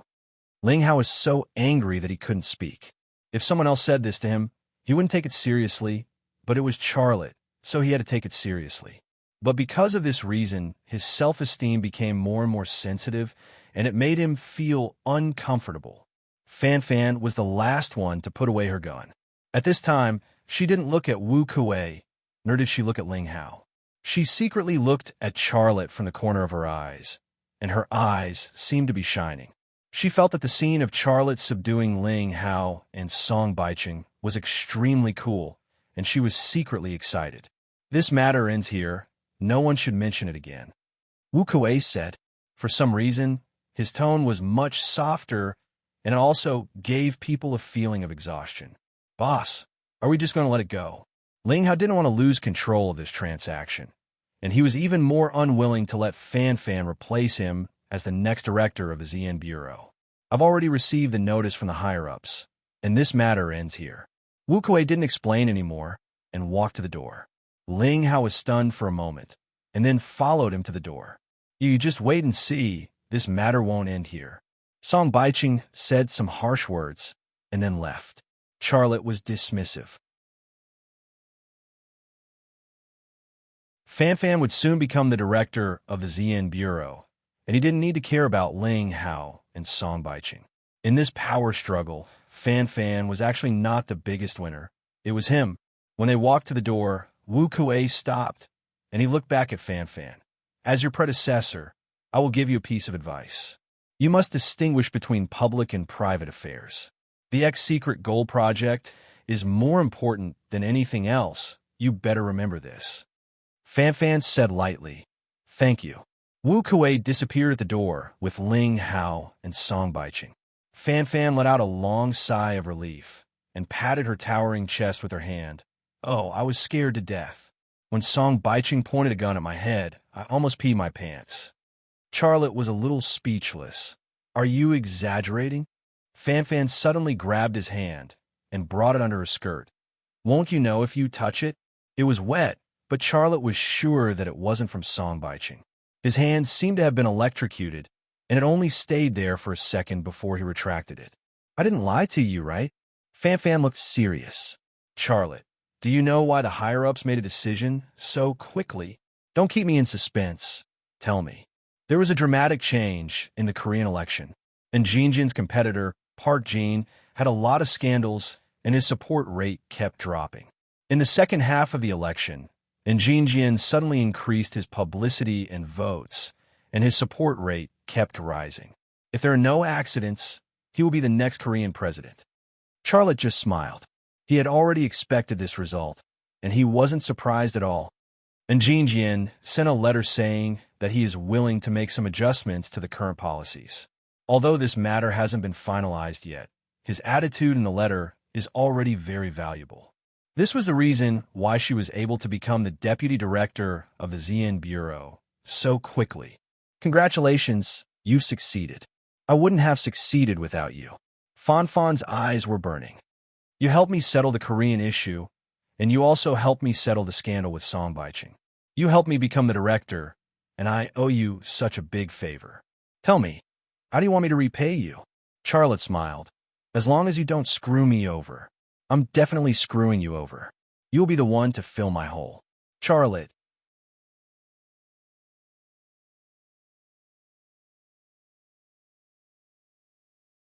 Chapter 681. Boom. With the sound of a cannon, a concrete target 2 kilometers away was smashed into pieces. On the test field, a large group of Germans, led by Connor Bridge, were stunned. The power of Thunder Horse Military Factory's Hellhound artillery was not much weaker than a real tank, but it was definitely more practical than a tank. On the battlefield, tanks were very conspicuous targets and were easily attacked by anti-tank missiles and armed helicopters. A tank usually sold for millions of dollars, and the destruction of one was a large loss. However, if the Hellhound artillery was used, not only would the power not be much weaker, but it would also be more mobile and stealthy. It was conceivable that if a group of humanoid tanks appeared on the battlefield, passing through streets and alleys, climbing buildings and burrowing pits, what line of defense could stop them? The price of the Hellhound artillery produced by our company is only $100,000, and its cost is only 1% of a tank. I'm talking about the combined cost because the maintenance cost of a tank is very high. Let's take the US M1A2 SCP tank as an example. Its price is $6 million, and the maintenance cost is about $10 million. That is to say, the cost of equipping an M1A2 SCP tank can equip 100 artillerymen. So, would you rather equip an M1A2 SCP tank or 100 artillerymen? On the test field, Qin Kaiwa spoke with confidence and composure. Her speech was not given to her by Charlotte, but she wrote it herself. It was not difficult to see that she had crammed a lot of military knowledge after entering Thunder Horse Military Factory. Her words caused the Germans to discuss. The price of a Hellhound artillery is $100,000, which is indeed only 1% of tank. If I had an army, I would equip it with a Hellhound artillery, not a tank. A senior engineer from Rainmetal expressed his thoughts. That's right. The power of a single Hellhound cannon is clearly not comparable to a main battle tank, but when several dozens of them are added together, it's not the power of a single tank. If an army is equipped with this kind of Hellhound artillery on a large scale, there's almost no line of defense that can withstand it. A scientist from Germany said, "This reminds me of Syria. If the Syrian army is equipped with this kind of Hellhound artillery, then almost none of the towns occupied by ISIS can be defended." Logistical support was a troublesome problem that had to be solved for a tank unit to attack a city. Every day, they had to consume fuel, repair equipment, spare parts, and so on. All of these had to follow the tanks as they advanced. But once the supply line was cut off, no matter how powerful the tank troops were, they would not be able to fight. However, if he were to equip the Hellhound cannon, there would be no more problems. No matter what, we have to get the technology of the Hellhound. The person who said this was also a senior engineer from Rainmetal. Charlotte had only fired one shot, but he had already conquered the hearts of all the German soldiers. He He had also stirred up their desire to obtain the Hellhound cannon. Connor pulled Sylvia out of the crowd and whispered, "Miss Sylvia, you said that Charlotte would give you a Hellhound cannon. Did you get it?" "Yes, he allowed me to take it apart and study it." Sylvia's voice was also very soft. "I've disassembled it and looked at it. I swear, it's the most marvelous and excellent individual weapon I've ever seen. I'm not asking for a compliment. Miss Sylvia, you know our purpose very well. You're an expert. Tell me, can our German company produce the same Hellhound cannon?" Sylvia shook her head. "No, how is that possible?" Sylvia said, "Mr. Connor, you should know about the XL 2500 sniper rifle and the Gale assault rifle, right?" "Of course I know, but what does this have to do with the XL 2500 and the Gale assault rifle?" "Guns and cannons are not the same concept," Connor said. Sylvia said, "Mr. Connor, what I want to tell you is that even if it's the XL 2500 sniper rifle and the Gale assault rifle, without the Thunder Dragon AI machine tool to process the core components, we can't produce them. Rheinmetall's production lines for the XL 2500 sniper rifle and the Gale assault rifle have not been able to operate until now because of this reason. As for the Hellhound cannon, it's a cannon weapon built on the foundation of the Thunder Dragon AI machine tool 2. Without the Thunder Dragon AI machine tool 2, we can't produce it at all." "You mean that if we want to produce the Hellhound cannon, we must first have the Thunder Dragon AI machine tool 2? "Yes," Sylvia said. Connor Bridges' brows furrowed. In his imagination, stealing the technology of the Hellhound cannon wasn't complicated. He brought the most elite technical team from Germany with all kinds of talents. As long as these people had the opportunity to see the production line of the Hellhound cannon and the internal structure of the Hellhound cannon, they would be able to restore the relevant technology. What's more, there was a German beauty like Sylvia to use her honey trap to obtain the relevant information from the mattress channel. But he didn't expect that they didn't care about this at all. Without the Thunder Dragon AI machine tool 2, the German company couldn't produce it at all. At this moment, Xiaolei walked over with a smile on his face. "Mr. Connett, Miss Sylvia, are you satisfied with the demonstration?" Connor went up and hugged Charlotte. "Mr. Xia, we are very satisfied. I just realized that some of the views of the world, especially the West, on China are simply stupid to the extreme. I'm very glad that I came to Thunder Horse Military Factory. Without a doubt, I think Thunder Horse Military Factory is currently the best military factory in the world. Thank you." Charlotte patted Connor's back and said with a smile, "Then when can we start the transaction?" "Anytime. I'm also ready on my side. I've already processed the core parts of the Thunder Dragon AI machine tool. As long as the transaction is started, my engineer can fly to Germany and go to Rheinmetall to repair the Thunder Dragon AI machine tool that you damaged. It won't be long before the production line of the XL 2500 sniper rifle and the Gale assault rifle can be put into operation." Charlotte said, "What about the new Thunder Dragon AI machine tool?" Charlotte said, "That's not a problem at all. As long as the transaction is started, I will process and assemble the parts of the Thunder Dragon AI machine tool and then ship it to Germany. My engineer will still be at Rheinmetall at that time, and he will complete the assembly and commissioning. I've said this before, so I've already prepared everything. We're just waiting for you." "Then let's do the transaction today." Connor said, "However, I have a condition." Charlotte smiled. "It just so happens that I also have a condition." Connor suddenly froze for a moment. "What other conditions do you have?" "You go first," Charlotte said. "Okay, my condition is that you can upgrade the Thunder Dragon AI machine tool here to Thunder Dragon AI machine tool, 2nd generation." Connor seemed a little guilty as he said this, while secretly observing Charlotte's expression. "That's not the deal we discussed before," Charlotte said lightly, "but I can give you another Thunder Dragon AI machine tool." "That's great. Mr. Xia, you're a generous person." Although Connor Xiao was not satisfied in his heart, Xiaolei was willing to give him another Thunder Dragon intelligent machine tool, which was already a great gain. Charlotte said, "Mr. Connor, let me finish first. I'm willing to give you another Thunder Dragon AI machine tool, but the premise is that you meet my conditions." "What conditions?" "Sylvia." Charlotte glanced at Sylvia. "You have to give Sylvia to me." "This." Connor suddenly froze. He didn't expect Charlotte's condition to be like this. Sylvia's heart was filled with joy, but she pretended to be embarrassed. Mr. Xia, how can you make such a request? I'm German. I love my motherland. I have never planned to leave it. Moreover, I'm a mechanic from Raymetal. How can I come to you? Charlotte pulled Connor to the side. Mr. Connor, I like her. If you meet my condition, I'll give you another Thunder Dragon AI machine tool. In addition, I'm also willing to form a friendly brotherhood with Raymetal. This way, there will be more technical exchanges between our two companies in the future.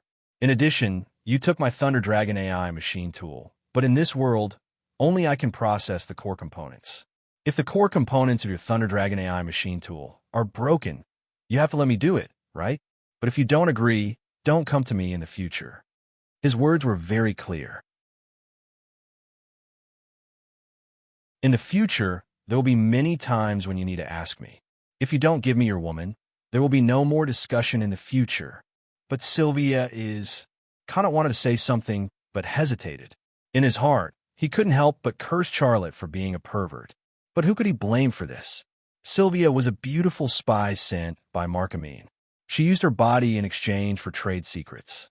Now that someone has taken a fancy to her and wants her no matter what, if she doesn't give it to him, he won't cooperate. Isn't this like hitting a dog with a sausage? Since that's the case, then forget it. Let's go according to the original agreement. There's no extra Thunder Dragon AI machine tool. In the future, if you need maintenance, don't come to me. Xiaolei looked unhappy, and his gaze fell on Sylvia's perky buttocks on purpose with a perverted look. Don't be like this, Mr. Xia. I'll give Mr. Markamine a call. I believe I can convince him.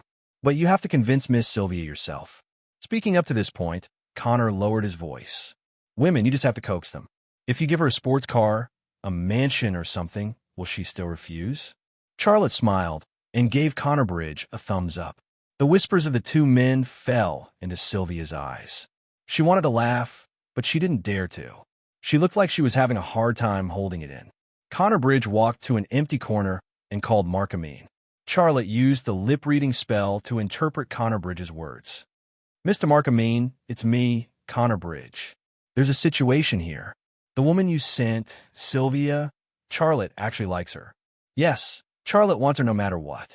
He's willing to give you an extra Thunder Dragon AI machine tool. He also said that he's willing to form a friendly sibling company with Raymetal. In the future, there will be more technical exchanges between the two companies. He's shameless? Yes, I think so too, but you were the one who sent him there, and you were the one who sent him to his bed. You should let him go, or else Lei won't be responsible for future maintenance. At this point, Charlotte was no longer interested in deciphering any further because the result was already out. Connor Bridge was a member of the German president's cabinet. Even Markamine didn't dare to offend him. Moreover, Raymetal was obviously the beneficiary of such a side transaction. Raymetal could still find a replacement if they lost Sylvia, but without Charlotte's support, they couldn't find a replacement. No problem, it's done, Charlotte said to Sylvia. Sylvia looked a little shy. You big pervert! Are you happy that your scheme succeeded? Charlotte smiled.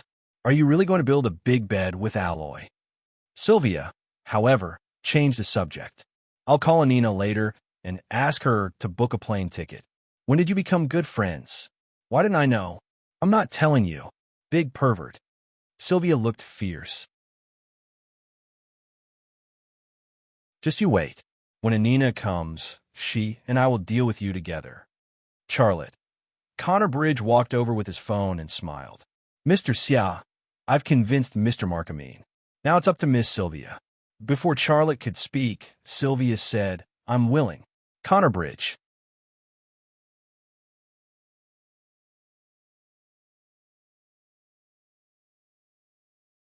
Chapter 682.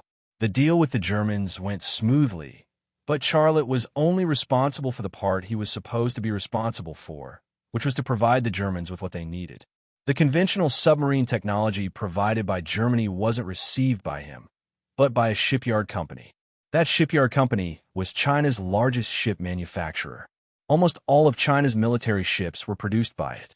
Half a month later, Connor Bridge left with the German technicians.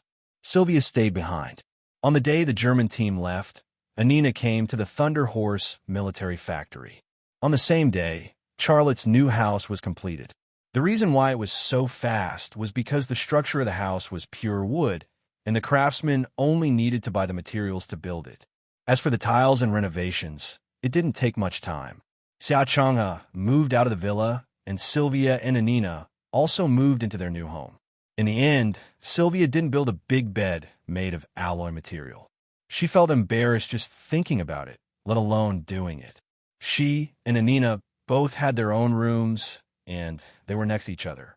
The two German women had each other's companions, and Charlotte didn't have to worry about them wanting to return to Germany because they weren't used to life and didn't have any friends. Several good things happened on the same day, so it was inevitable to celebrate. Charlotte held a banquet in his new home to celebrate the completion of his new home, Anina's return, and the successful conclusion of the deal with Germany. After the banquet, Charlotte sent Fan Fan off. The night was dim, and the house behind them had an antique beauty. Fan Fan walked to her car, opened the door, but didn't get in. She leaned against the car door and looked at Charlotte. Sylvia and Nina, are these two German women close to you? Xiaolei smiled. Yes, that's right. Fan Fan was stunned. She didn't expect Charlotte to admit it so readily. Charlotte continued. Anina was the one who designed the XL 2500 sniper rifle and the Gale assault rifle with me. She contributed a lot to the Thunder Horse military factory. Sylvia was the chief mechanic of Rainmetal. She would work together with Anina to design and produce the engines of the tanks and combat vehicles belonging to the Horse military factory. They're all very important to me. This was not the answer Fan Fan wanted, but it was a solid answer. She could tell that Charlotte didn't care if she knew what kind of intimate relationship he had with the two German women. This made her a little uncomfortable, but she also knew that she couldn't interfere with Charlotte's life. She was not Charlotte's wife. She was not even his girlfriend. What right did she have to interfere with Charlotte's private life? I know what you want to say, but what I want to tell you is, after a pause, Charlotte said, I used to be a loyal man, but at that time I was like a fool. I was deceived by many women. I don't want to live like that anymore. I, Charlotte, am no longer a man who is loyal to one woman. No woman could tie me down. Do you understand what I mean? This was Charlotte's new attitude toward life. I can't tie you down either. If you want to enjoy life with me, I will accept you, but you can't tie me down. If you want to leave, I won't hold you back, Charlotte said. If it was another man who said this, most women would probably slap him or spit on his face. However, it was different when these words came from Xiaolei's mouth. He was the only one. There was only one man like him in the world. Fan Fan smiled. You've changed. You've become a monkey. A monkey like you won't stay on a tree for too long. You have a large forest waiting for you to conquer. Is that what you mean? Charlotte smiled faintly. Fan Fan shrugged. Forget it. You're not a monkey. You're the great sage equal to heaven. Even Buddha can't tie you down. How can I tie you down? But you have to remember, no matter how many trees there are in your forest, this tree of mine has your favorite banana. If you eat my banana, you have to give me a monkey cub. I only have one request. Can you satisfy it? Charlotte nodded. Finally, I'll tell you a piece of news I just received. Fan Fan said, and Jin Jian has become the president of South Korea. In the future, if the higher-ups want me to handle some matters with South Korea, are you willing to help me? Charlotte's heart skipped a beat. You've already become the director of the ZN Bureau? Fan Fan said, yes, I just received the notice. From tomorrow onwards, I will be the director of the ZN Bureau. What about Ling Hao and Song Baiqing? Ling Hao voluntarily applied for a transfer. As for which unit, I don't know. Needless to say, Song Baiqing is Ling Hao's man.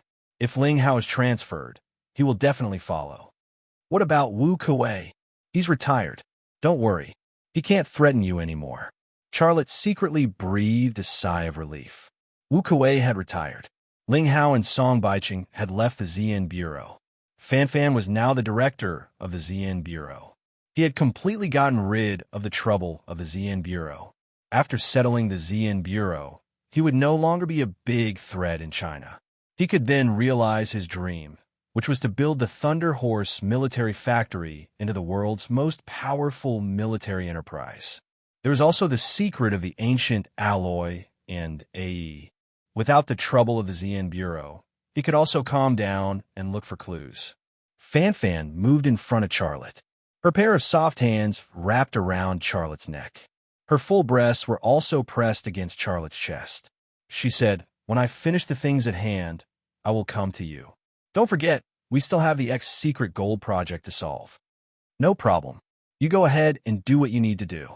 I'll contact you if I find anything," Xiaolei said. "I will leave Su Xiao here. If you have anything you want her to do, just let her do it." Fan Fan pressed her lips against Charlotte's ear. "She also has bananas on her tree. You can eat her bananas."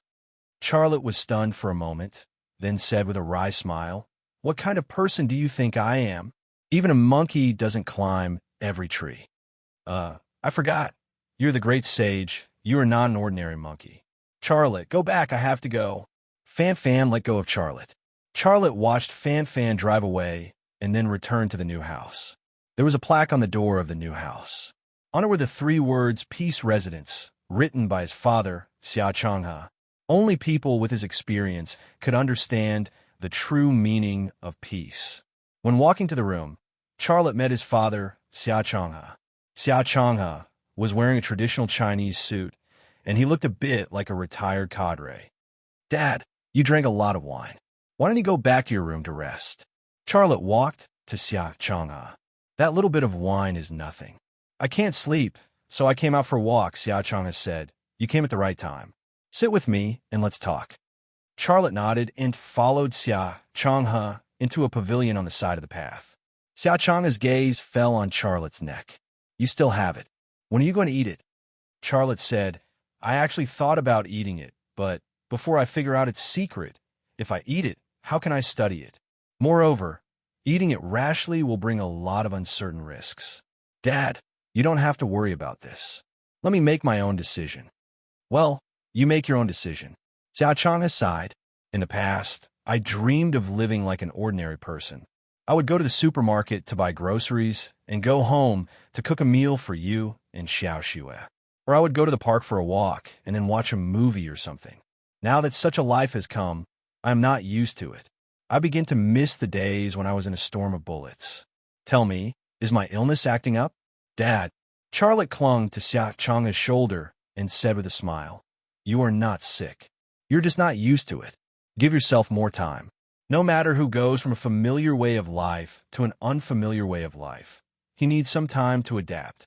If you're bored, you can go to the company to do something." "Me? Can I do it? I only know how to kill people. I don't know how to do business or manage a company." Charlotte said, "You can learn. It is not as complicated as you think. After this busy period, I plan to restart the X-Secret Gold project and look for new clues. I will definitely be away from the company for a long time. When I am away, you can help me look after the company. I can rest assured." Xia Changhe looked at Charlotte in surprise. "You really want me to help you manage the company? Don't you feel bored? You could try. I will ask Kai Yue to help you. She is a multifaceted person. She is very powerful. You just need to instruct her to do things. As a boss, you only need to know how to manage people. You don't need to be proficient in everything," Charlotte said. Xia Changhe hesitated for a moment, but finally nodded. "Okay, I will try. But don't blame me if I mess it up." Charlotte said with a smile, "You are my dad. I can blame anyone but you. Don't talk to me about these useless things. When will you let me hold my grandson? This is the important thing. If you take care of my grandson, I will not feel bored." Xia Changhe said. Charlotte was just about to find an excuse to avoid it when Anina's voice suddenly came from the cobblestone path. "Lucas, can I take up some of your time?" Charlotte stood up. "Anina, what do you need?" "It's like this. The light in my room is broken. I want you to help me take a look." Anina looked very anxious. "I don't know anyone and can't find anyone to change the light bulb." "Okay, I will come and take a look right now," Charlotte said. Okay, I will wait for you in my room." Anina turned and left. "Dad, you should go back and rest. I will go take a look," Charlotte said. Xia Changhe said, "You brat, let me remind you, I don't want a mixed-blood grandchild. I want a purebred one." Charlotte was speechless. Anina's room was pitch black. However, Sylvia's room next door was lit up. Charlotte didn't think too much. He pushed the door open and walked in. He reached out and pressed the switch on the wall. The light turned on. He saw Anina sitting at the head of the bed. Just now, Anina was still wearing home clothes, but now there was only a set of bikini. Anina looked at Charlotte quietly. Her eyes were burning, but she didn't say anything. Charlotte smiled. "Isn't the light working?" "Turn it off," Anina said. Charlotte turned off the light and walked towards her. In the dark environment, Anina burrowed into Charlotte's arms. "Lucas, Sylvia said that you were a big pervert. You asked her to build a big bed made of alloy, and then you want to sleep with me and her on it. Is that true?" Charlotte said seriously. "She's talking nonsense. Am I that kind of person?" Creak. The sound of the door opening came from the direction of the bathroom. Then there was the sound of someone tiptoeing. Charlotte was about to turn around to look, but Anina wrapped her arms around his neck tightly, not letting him look. A few seconds later, a hot body pressed against his back. There was also a woman's voice speaking in German. "If it wasn't you, did I say it? You were a big pervert." Charlotte didn't even need to use his toes to guess who the woman behind him was. She was Sylvia. "You guys." Charlotte's heart was pounding. "Are you going to chat with us? Or—" Anina's voice. Charlotte fell down. He was pulled.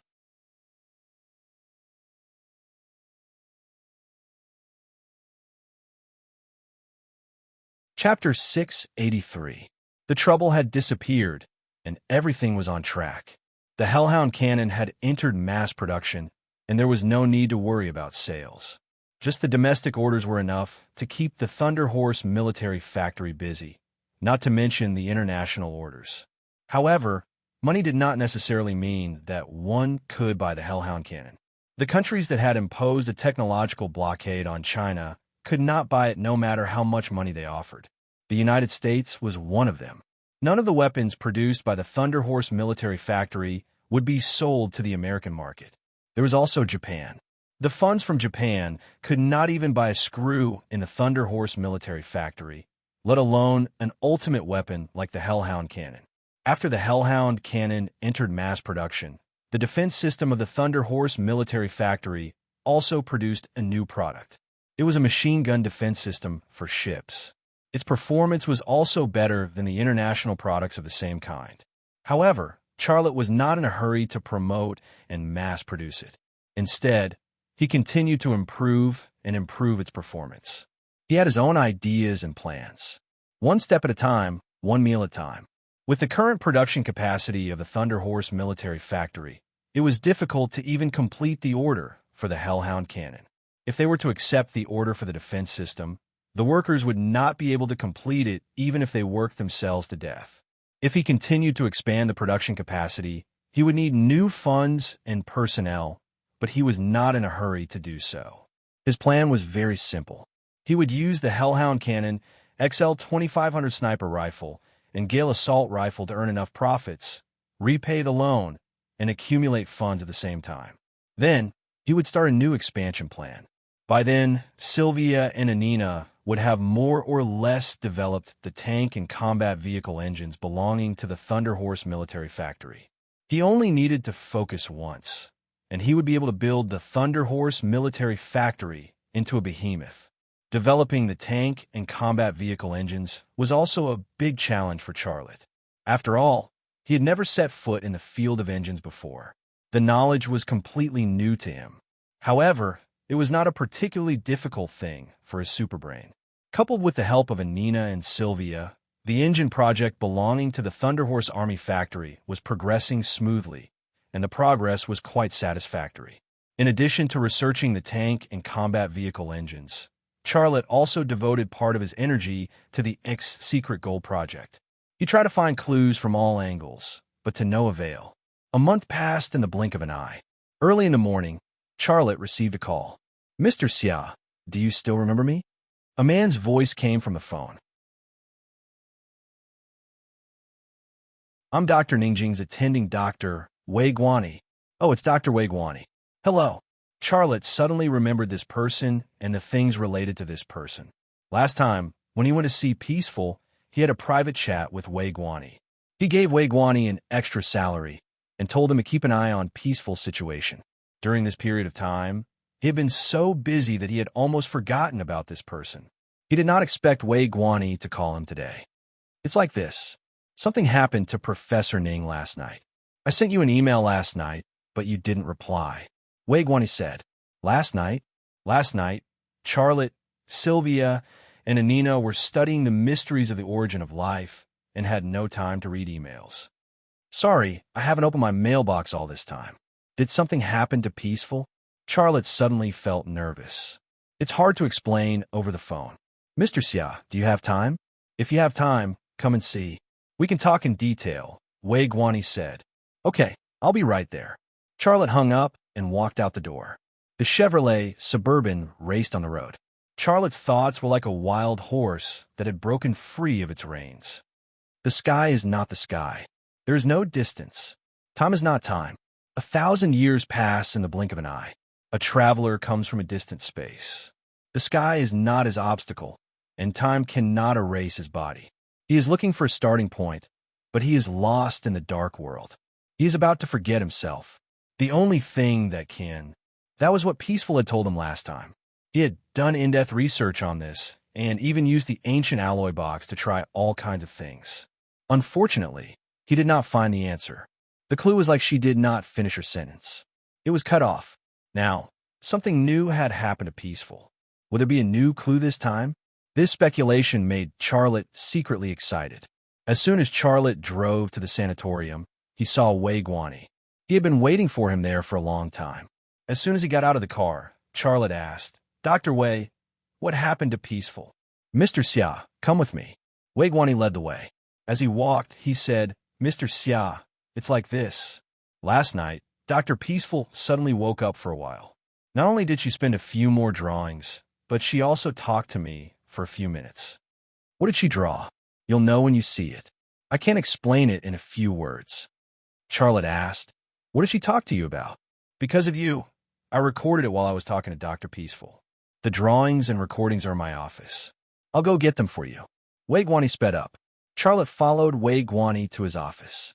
Wei Guani put a recording pen and a few drawings on the desk. He said, Mr. Xia, you can look at it here. I know you want to see Dr. Peaceful. I'll make the arrangements. After you see her drawings and listen to the recording, you can come and see her.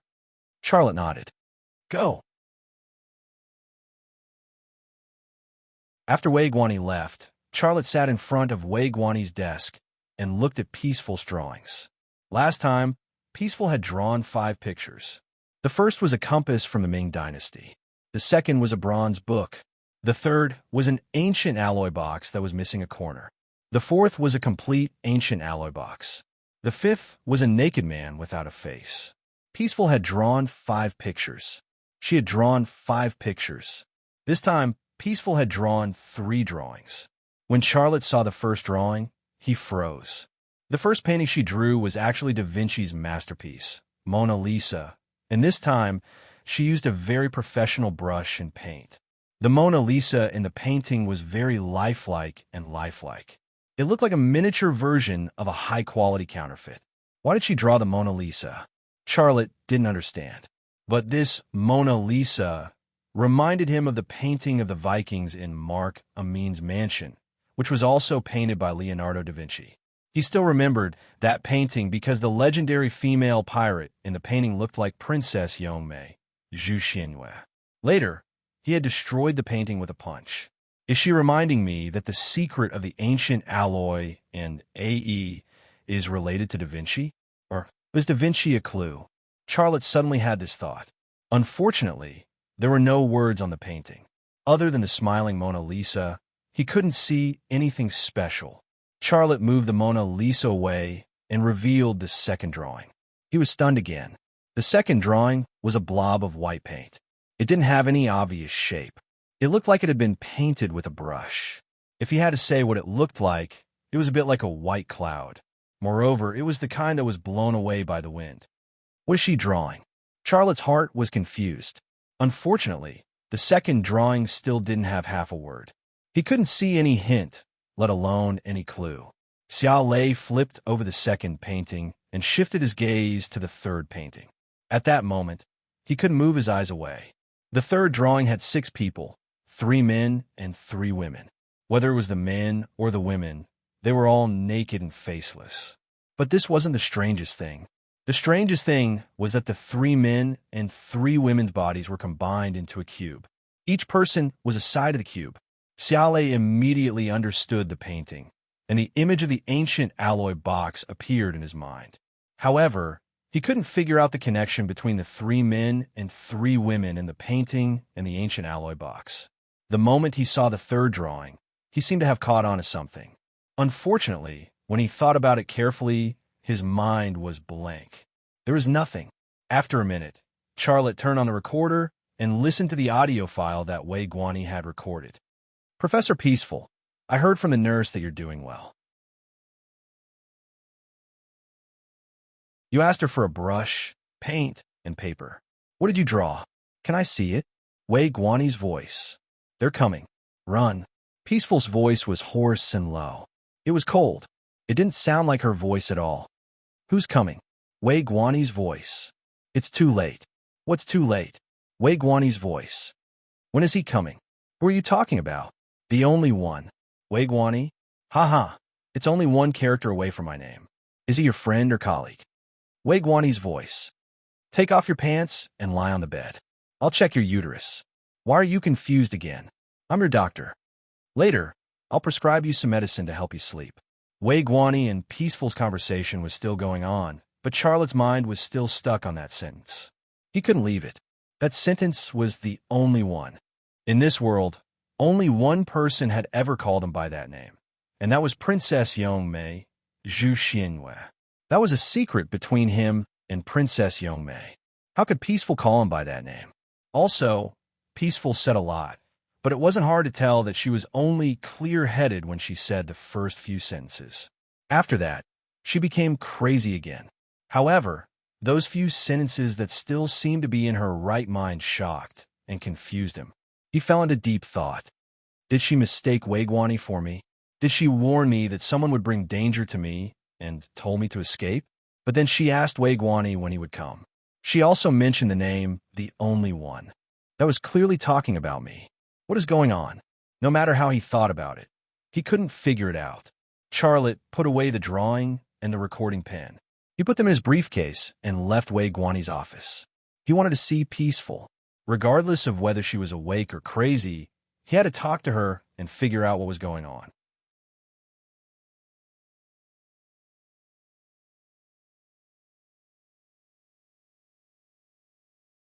Chapter 684. Wei Guanyi stood at the door of the room and frowned. "Mr. Xia, her condition is not stable. She just fell asleep, but you can go in and see her." Charlotte nodded and entered the room.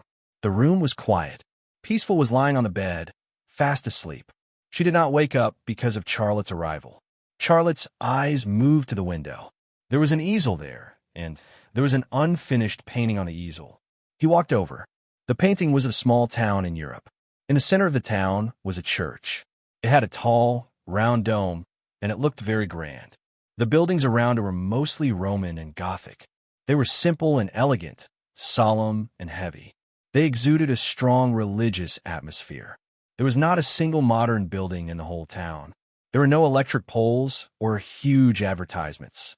There were some people in the painting, and they were not wearing modern clothes.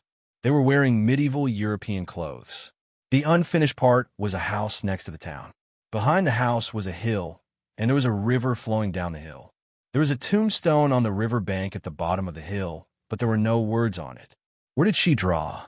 Charlotte's heart was confused. If it was a place she traveled to, it would have to have some modern elements, right? Even the most well-preserved ancient town would have electric poles, right? But there are none in the painting. Also, she is an archaeologist, not an artist. I have never heard her say that she likes to draw, and I have never seen her draw anything decent. After she went crazy, she showed amazing painting skills. What is going on? This painting seemed to belong to the 3 paintings he had seen earlier. This time, she drew Mona Lisa, a white cloud-like object, 6 faceless people, and a medieval European town. What is she trying to express? Charlotte could not help but guess. At that moment, Peaceful, who was lying on the bed, suddenly opened her eyes. Peaceful, it's me. Charlotte came to the bed and asked with concern, "Are you okay?" Peaceful did not seem to hear Charlotte's voice. She did not even look at Charlotte. When she opened her eyes, she just stared at the chandelier on the ceiling. Peaceful. Charlotte called her name again. Peaceful still did not agree. She climbed out of bed, put on her slippers, and slowly walked to the easel. She sat on the chair, picked up the brush, and dipped it in the paint. During the whole process, she did not say a word, nor did she look at Charlotte. Charlotte was in this room, in front of her, but to her he was like an invisible mass of air. What was going on? Charlotte stood next to Peaceful. He stared at her and observed her every move. He quickly noticed that when Peaceful painted, her eyes were still empty. There was no spirit in them. It gave people the feeling that although her body was moving, her soul was not in her body. It was like her soul was out of her body, but the brush in her hand was very nimble. She painted very fast, and she did not make any mistakes. Charlotte could not help but have a question in his heart. He asked, "Are you Peaceful?" Peaceful did not turn around. She continued to paint the landscape that she had not finished. A few minutes later, Peaceful finished the whole painting. The unfinished house was finished, and there was a black-haired man in front of the house. Charlotte's eyes moved to the black-haired man in the painting. He froze. The people in the painting were all Europeans in ancient clothes. Only the black-haired man was a yellow-skinned Asian. He was wearing jeans and Nike sneakers. He was a modern man. A few seconds later, Charlotte's eyes moved to the black-haired man's face. The face of the person in the painting was very small. The lines of the face were not very clear. He could not see them clearly. At that moment, his left eye twitched, and his micro-vision power was awakened. The blurry face became clear in the blink of an eye. Then his jaw dropped to the ground. The face of the black-haired man in the painting was not someone else's face. It was Charlotte's face. "Who are you?" Charlotte could not control his emotions anymore. He grabbed Peaceful's shoulder and anxiously said, Tell me what you're trying to say." Peaceful finally made a sound. It was as if she had just woken up. Her eyes finally moved to Charlotte's face, but she still looked dull and empty. "Peaceful, you." Charlotte was not only anxious, but he was also very worried. At that moment, Peaceful suddenly said, "Italy, Babio. You want to go there and wake me up?" Charlotte was shocked. He suddenly felt as if his brain was not enough to process what was going on. She was in a nursing home, and she was awake, but she wanted him to go to Babio in Italy to wake her up. After saying that, Peaceful suddenly moaned and fell to the ground. Her body seemed to have lost all of its strength in an instant. She could no longer support her body. Charlotte quickly reached out to hold her. Peaceful, wake up. Wake up." Peaceful did not react at all. Charlotte reached out his hand to touch her carotid artery. Fortunately, her pulse was normal. She was not in danger. Then, he carried Peaceful to the bed and covered her with a blanket. "Mr. Xia, do you need my help?" Wei Guanyi's voice came from outside the ward. Charlotte said, "It's okay. Just give me some time." "Okay, call me if you need anything," Wei Guanyi said. "I'll be outside. Money can make the world go round." Wei Guanyi took Charlotte's money, so of course he had to serve Charlotte. Otherwise, Jing wouldn't allow outsiders to visit her, let alone stay in a room alone with her. Charlotte took down the painting from the easel and put it in his briefcase. He returned to the bed and sat on it. He held Peaceful's hand. Peaceful's hand was cold. There was no warmth. "You wanted to go to Babio in Italy. Is this the place?" "I will go," Charlotte said to himself. "But you said you wanted to wake you up. What's going on? Tell me, are you being controlled by something? If you are, open your eyes." Peaceful suddenly opened her eyes. Charlotte was shocked by her. Peaceful suddenly laughed. "Dad, why are you here?" Charlotte was speechless. Peaceful shook Charlotte's arm. "Dad, I want you to tell me a bedtime story." Charlotte suddenly realized that Peaceful had not woken up because of what he had said. She had entered a different state. She was in a crazy state. Her eyes were bright and clear. They were filled with innocence. They were the eyes of a little girl. but her eyes were dull and empty. She was like a walking corpse without a soul. She was like a completely different person. Is she really possessed by a ghost? Is she possessed by something? Xiaolei's heart came up with such a guess. When the thought popped up, he did not believe it. There were no ghosts in this world. Although Princess Yong Mei was an existence that looked like a ghost, he knew that she was not a ghost at all. She was an existence in the form of energy. Her existence was inseparable from the ancient alloy and AE. Dad, I want to hear a bedtime story. Tell me. Peaceful continued to act like a spoiled child. Her lips were slightly raised. She looked unhappy. Charlotte had never heard a bedtime story before. He had never told anyone a bedtime story before. Peaceful's request put him in a difficult position. He wanted to leave, but seeing Peaceful's disappointed look, he did not have the heart to abandon her. Dad, you're a bad guy. You don't love me. Peaceful flung Charlotte's hand away. She crawled into bed and hid. The sound of her crying came out of the bed. Charlotte sighed. He forced himself to say, "Come out. If you come out, Dad will tell you a bedtime story." Really? Peaceful crawled out of the bed. Her eyes were still filled with tears, but her face was full of smiles. She looked very happy. She looked like she was very happy. Charlotte's heart jumped. He started to tell a story. A long, long time ago, there was a princess. Her name was Zhu Xianhua. She was Princess Yong Mei of the Ming Dynasty. Peaceful looked at Charlotte, waiting for him to continue. In fact, Charlotte had been watching Peaceful's reaction. He continued to tell the story. She was very beautiful and brave. One day, the king gave her a mission. He told her to take the army to a place she had never been before. There was a Xiongnu tribe living there. She built a city there. The city was called the White Horse Tomorrow City. After that, he stopped and looked at Peaceful. Peaceful hurried him. Dad, hurry up and tell us. What happened? This kind of reaction was not the reaction of being possessed by a ghost at all. He used Princess Yong Mei's story to test her reaction, but it did not work. After that, the princess went to Jerusalem. It was the holy land of Christianity. She found beautiful jewels and lots of delicious food there. Yeah, there was also a piece of metal. Peaceful's eyes were full of hope. She seemed to be very interested in the story. After that, the princess.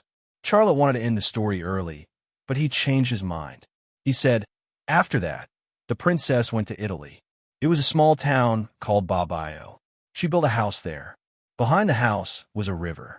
There were many fish in the river. There was a tomb next to the river. In the tomb, Peaceful's eyes suddenly changed. The innocence in her eyes was gone. What replaced it was a dull, empty look. Charlotte was very excited. He went on to say, there was a woman buried in the tomb. She was very beautiful. She was Da Vinci's friend. She was very, very beautiful. Peaceful?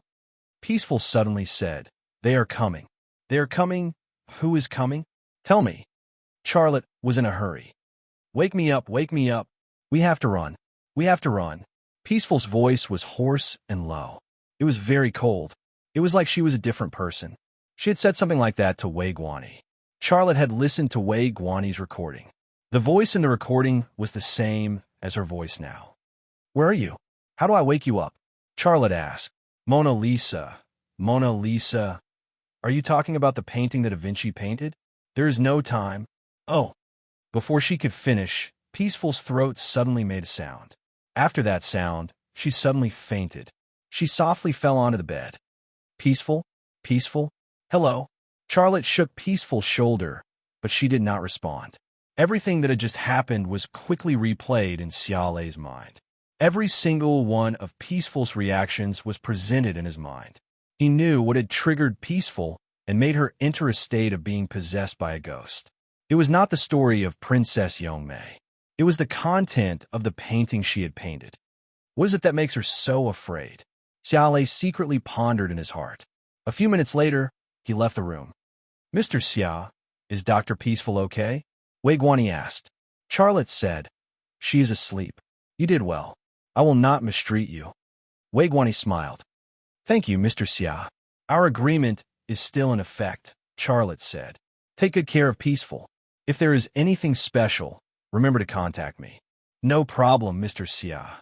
I'm leaving. Goodbye. Charlotte left. Bobbio, Italy. What kind of place was that? No matter where it was, he had to go and see it. You're tuning into the Warrior Lore YouTube channel. Don't forget to subscribe and join us on this journey to catch the most captivating stories.